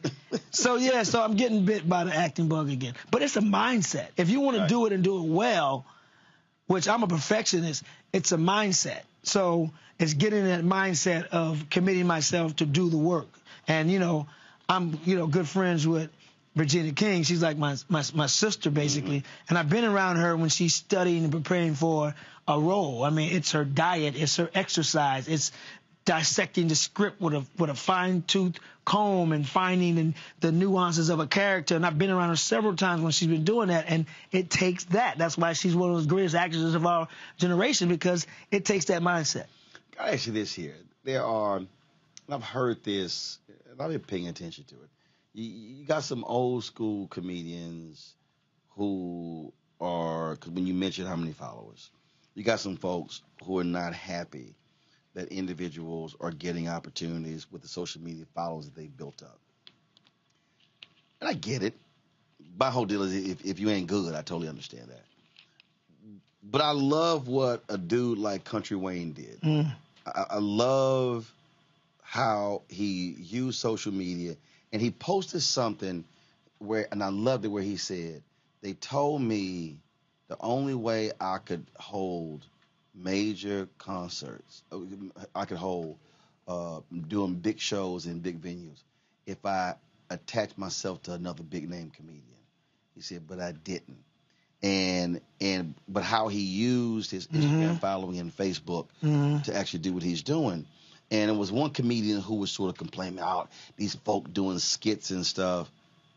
But I'm also looking at how he said, I'm doing $300,000 a month, working 10 hours a week. And my whole deal is, I don't necessarily see that as, well, you're not doing it right. You're just operating in a different time. And people are using venues in a different way, as opposed to, you need to come through the grind of the comedy circuit or whatever. Look, you take advantage of what you got. Right. And then, in the day, you got to be funny. Right. First of all, I love it. It's just a new portal for to showcase themselves. I think what, as Bob Sumner calls them, social medians, I think what they're doing is great. I think that's a different skill in itself. I've tried, and I'm not that good at it. But what Country Wayne and Kev on Stage and all those other comedians are doing it, what's my man, King Batch and all those, what they're doing with that stuff is phenomenal. I mean, and to create that stuff and do it on your phone and stuff like that, I applaud it. And if they step into the stand-up arena, what I hope that they do is do the grind as well. If you want the best of both worlds, you can have the best of both worlds. Right. Why not be great at the craft when they come see you, and be great at that too? Right. Just put in the work. But I applaud this generation of social medians. Yeah, I mean, I just think that, and again, I hit one person offline, and I said, no, you need to be learning. Yeah. I mean, my deal is you can be an OG, but it doesn't mean that you can't learn what is happening now. Yeah. How you need to make that shift, because guess what? As you get older, you may not be able to be as mobile. Right. So now you're stuck. Right. Now you can't hit that roll, hit that great. Right. Now you ain't eating. And during the pandemic, you had no excuses to learn to do it. Right. You had a lot of time to find your it. I tell people all the time, young artists, whatever, find your it. That it is what separates you from everybody else. That's your it. You don't know what it is, but when you find it, you're gonna say, that's it. And I know some entertainers, man, who told me they burned through savings and all kind of stuff because the gigs were drying up. Right. And I was having conversations with them. They were asking me, okay, Roland, what camera do I need to get? What about lighting? Yes, go Should gadget, I get a ring man. light? Yeah. Do I need a drone? Trying to find a drone in your in their little ass apartment. And I was like, well, you can get a DJI Mini, or you can get the Mavic Pro 2, or you can get this one here. You can get the FPV. And they were all like, what the hell are you talking about? It's too much. It's too much. But again, but that, I mean, I just want, especially folk who are older. Yes, you may be in the game longer. You may be, but never stop learning, because to me, when the industry shifts, right, and you're just hell bent, it was like Spike Lee talked about this here, how his dad just, I'm playing stand-up bass. But music changed where they were interested you bring that big ass bass around. I mean, no, he was like, and his dad said, no, I'm not doing it, and that was a cost for his family. Yeah, him taking that stand. Yeah, yeah, you got it. You never stop learning, and it's okay. I mean, technology changes. Change with it. What's the problem? Well, I agree with that. Got to ask you this here, and that is, I know how I feel about it, but I'm going to ask you. When you hear all these people who still say, oh, my God, I'm still traumatized by Will slapping Chris. I was traumatized that night. No, I'm talking about. I know, that night. It's July. I'm over it now. It happened. Right. It happened. It shouldn't have happened. In my humble opinion and my analogy of it is the fact that Will is not a stand-up comedian, but he's wired like a stand-up comedian like you are, right? But he could have done stand-up. Either one of you could have done stand-up. If you read Will's book, there was a lot of trauma in that book growing up. Comedians are dark individuals on the inside, and we do comedy to hide that darkness, all the goofiness and all the jokes, really something going on the inside. And I think with Will, in my humble opinion, that all that trauma that he had growing up, the jokes, the funny, he's a great comedic actor, all that he was hiding he was hiding that through his comedy, suppressing it. Right, and you can only pretend for so long. Right. And it got to the point where it was like, enough is enough. And because in my opinion, what Chris said didn't warrant that at all. So I think it was, if you look at Fresh Prince of Bel-Air versus Bel-Air, the new show, I think Bel-Air is the real Will Smith. I think that's who he really is in real life. That was the Will Smith that went up and attacked Chris Rock. And I think the Fresh Prince of Bel-Air was the masked Will Smith.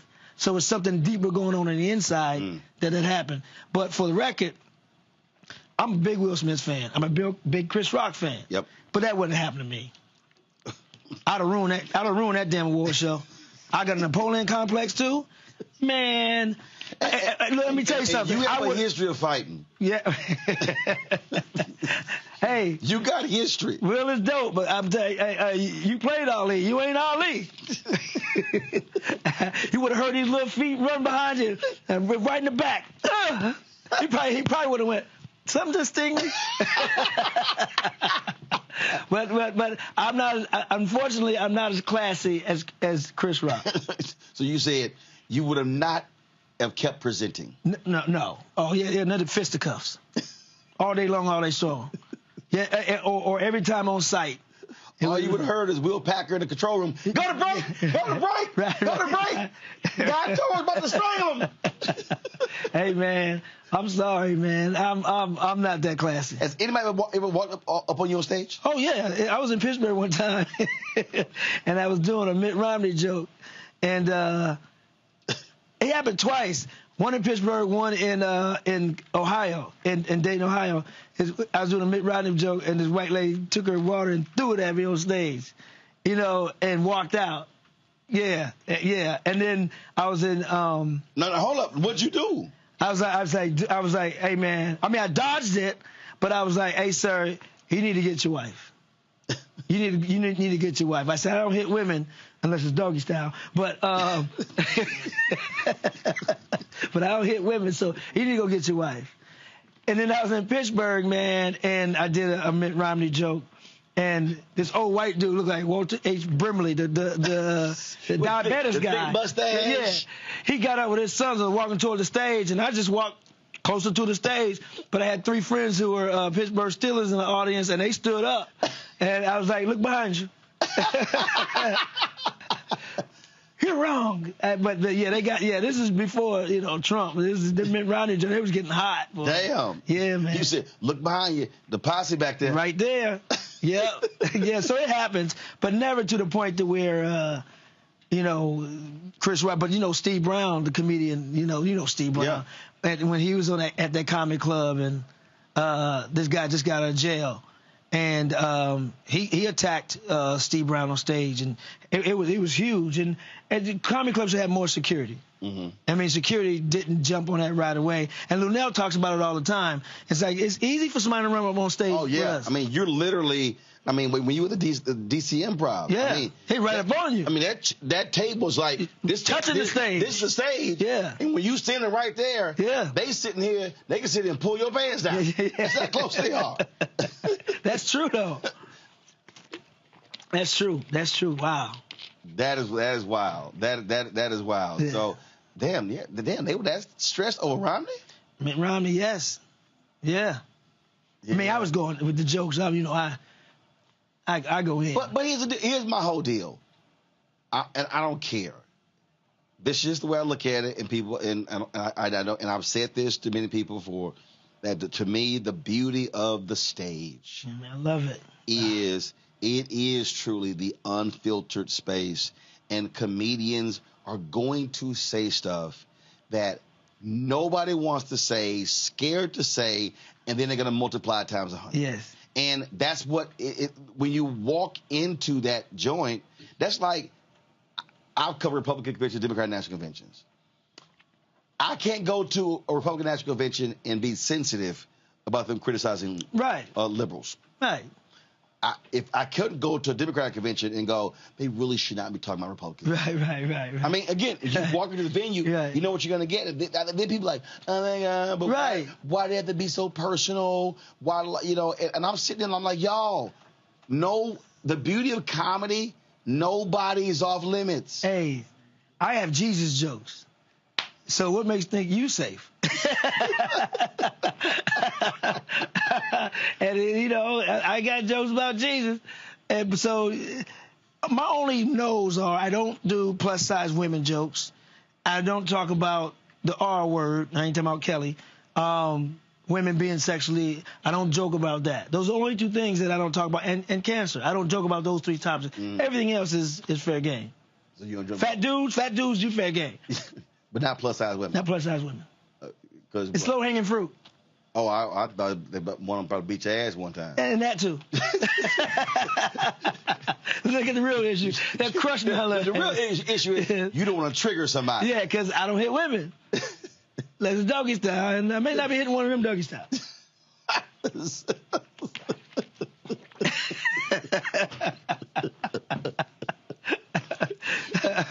those are my only three, no's. Oh. Other than that, hey. Okay, last question. Who would you, living, who would you, I won't say would hate to follow, but who would put some heat on you if you had to follow them? There's a lot that put a heat on me, but I wouldn't mind following them because I always try to set myself up to fail so I can win.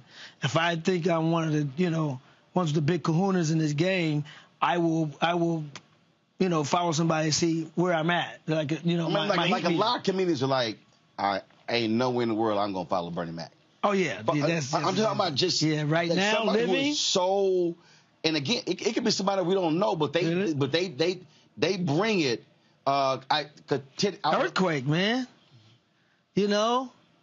Chappelle, Rock. I mean, they because of just, the Earthquake because of his energy. He's Gatling gun. He don't stop.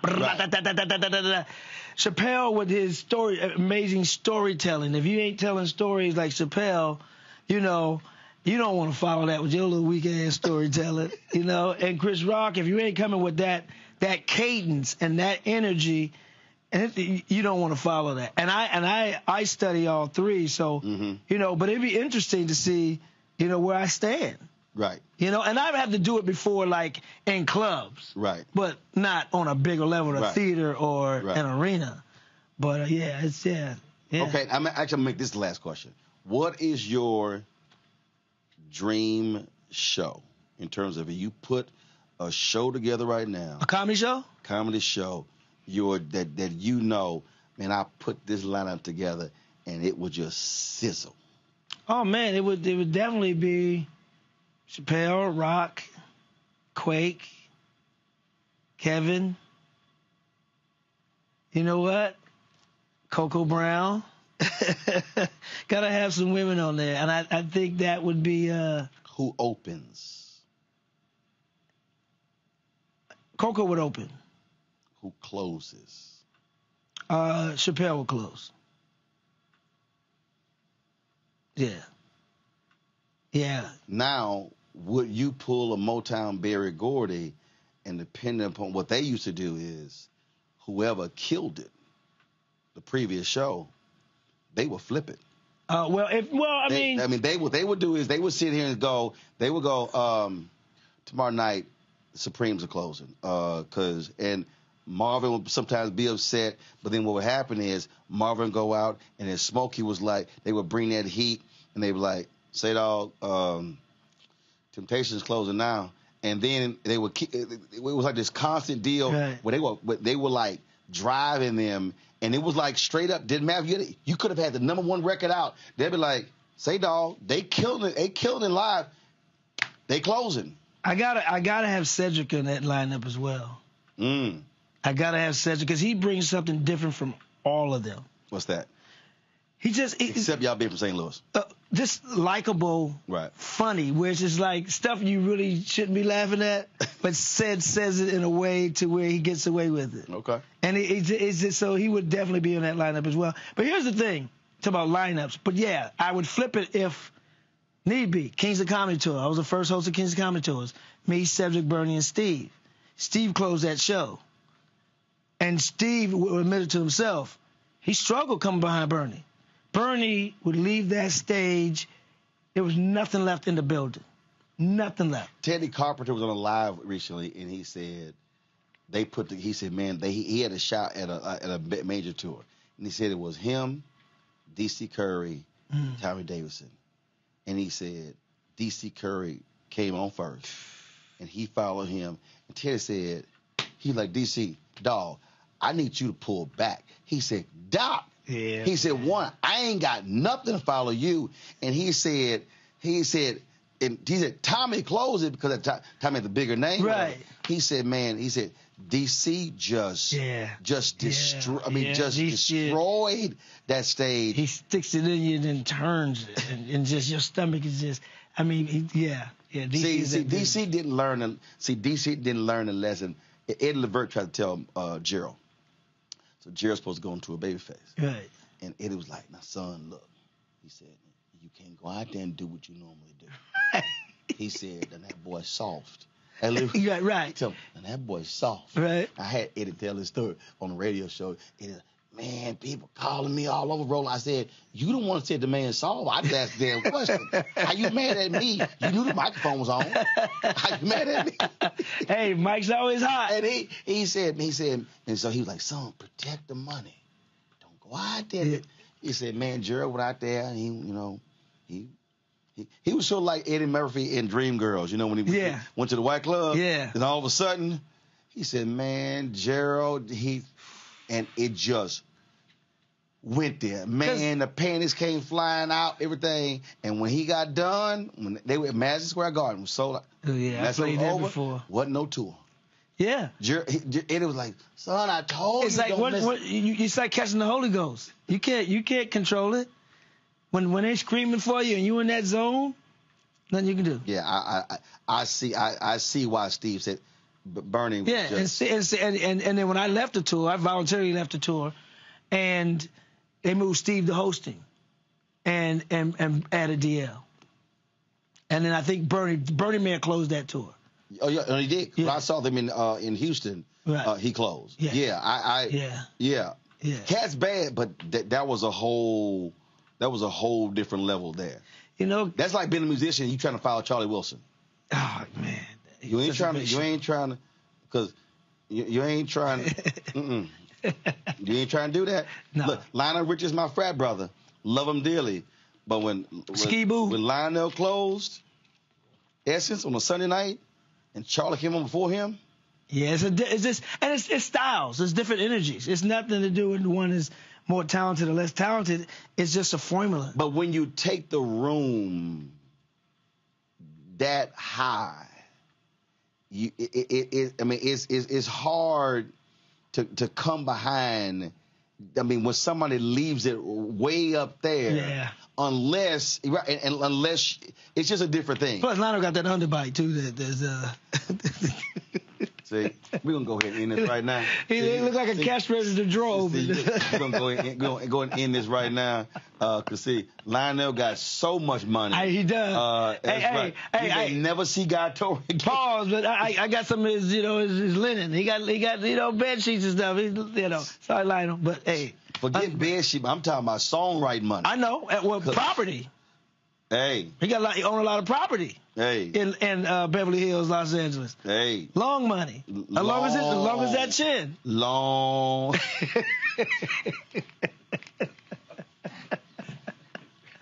I thought he played for the New Orleans Pelicans for a minute.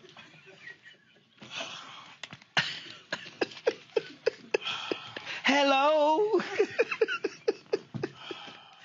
Is it your jawline I'm looking for? That's why people don't like me, man. You called them.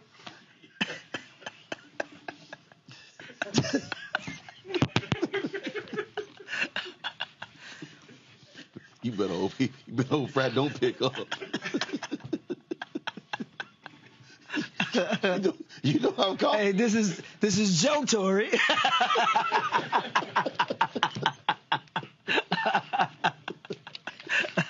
Don't pick up. He actually called him too. He called him. See, only Roland can just let me talk to Barack. Roland can. We get the interviews in L.A. that when I interviewed Matty Rich, he told me he said that him and Spike had never really talked in 20 years. Really? And boom, Spike answers. You got Jesus on there too? Yeah. And then Johnny Gill. I asked Johnny. I said, Johnny, if you did what kind of album would you want to do? He said, I would love. He said a gospel album with John P. Key. I said, oh, cool. He said, I ain't never met him. Wow. So you never met John P. Key? Right. I was like, Anthony, go get my phone. Did Johnny I go? Johnny got that eye that goes solo sometimes. Shades on. He had shades on that eye. See, right there. But it's just a weak muscle. If he put some Viagra in his eye, it'll strengthen that muscle.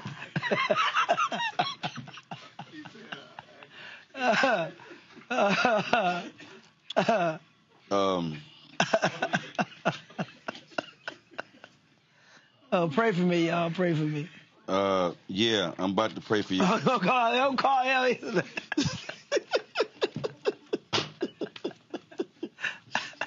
You better hope Johnny Gill. Well, he's probably working on the steps for tonight. Johnny. Hey, man. I'm interviewing Guy Torrey. And Guy... Hey, don't believe it. Guy he's been... I told him I interviewed you when we called John P. Key. And Guy's been real disrespectful, Johnny. No, man. No, he disrespected Lionel Richie, so I hit him on FaceTime. And then I mentioned you, and he was like, well, did Johnny want I follow you? And I was like, okay, I'm calling. Go on. Johnny, I got the evidence, Johnny. I got it on tape. Hey, man, don't believe him, man. You gonna believe a man with no neck? And trust me, this little cockroach said that. you know doggone well, you know the offspring of Ike Turner said that.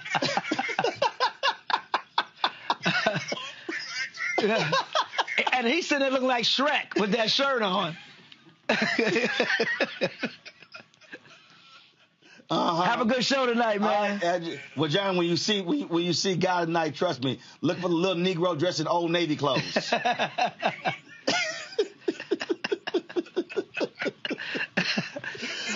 I will see you tonight, baby. Yes, sir. I'll be down front in all white. Let's get it on. If Bobby late, let me know. I'll be on stage. All right, my brother. All right, please. See? I'm not the one.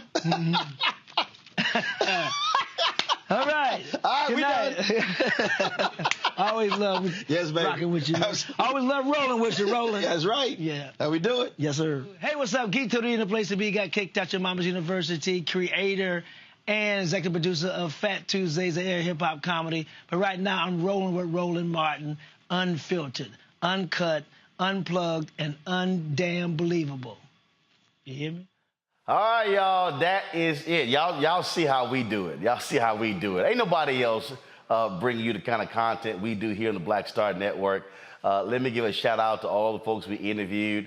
We're posting some other interviews on our social media accounts. All the stuff that you've seen are gonna be on our social media accounts. That boy there got no...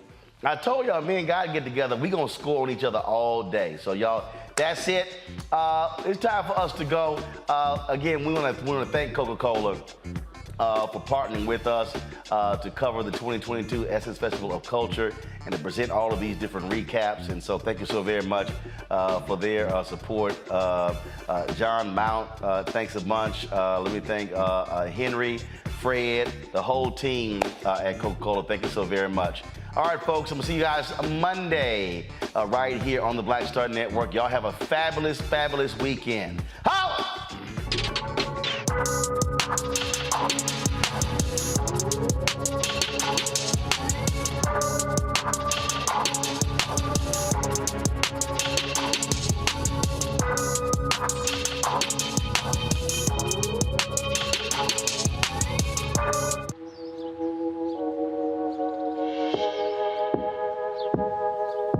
Hold fast to dreams. For if dreams die, life is a broken-winged bird that cannot fly. Hold fast to dreams. For when dreams go, life is a barren field, frozen with snow.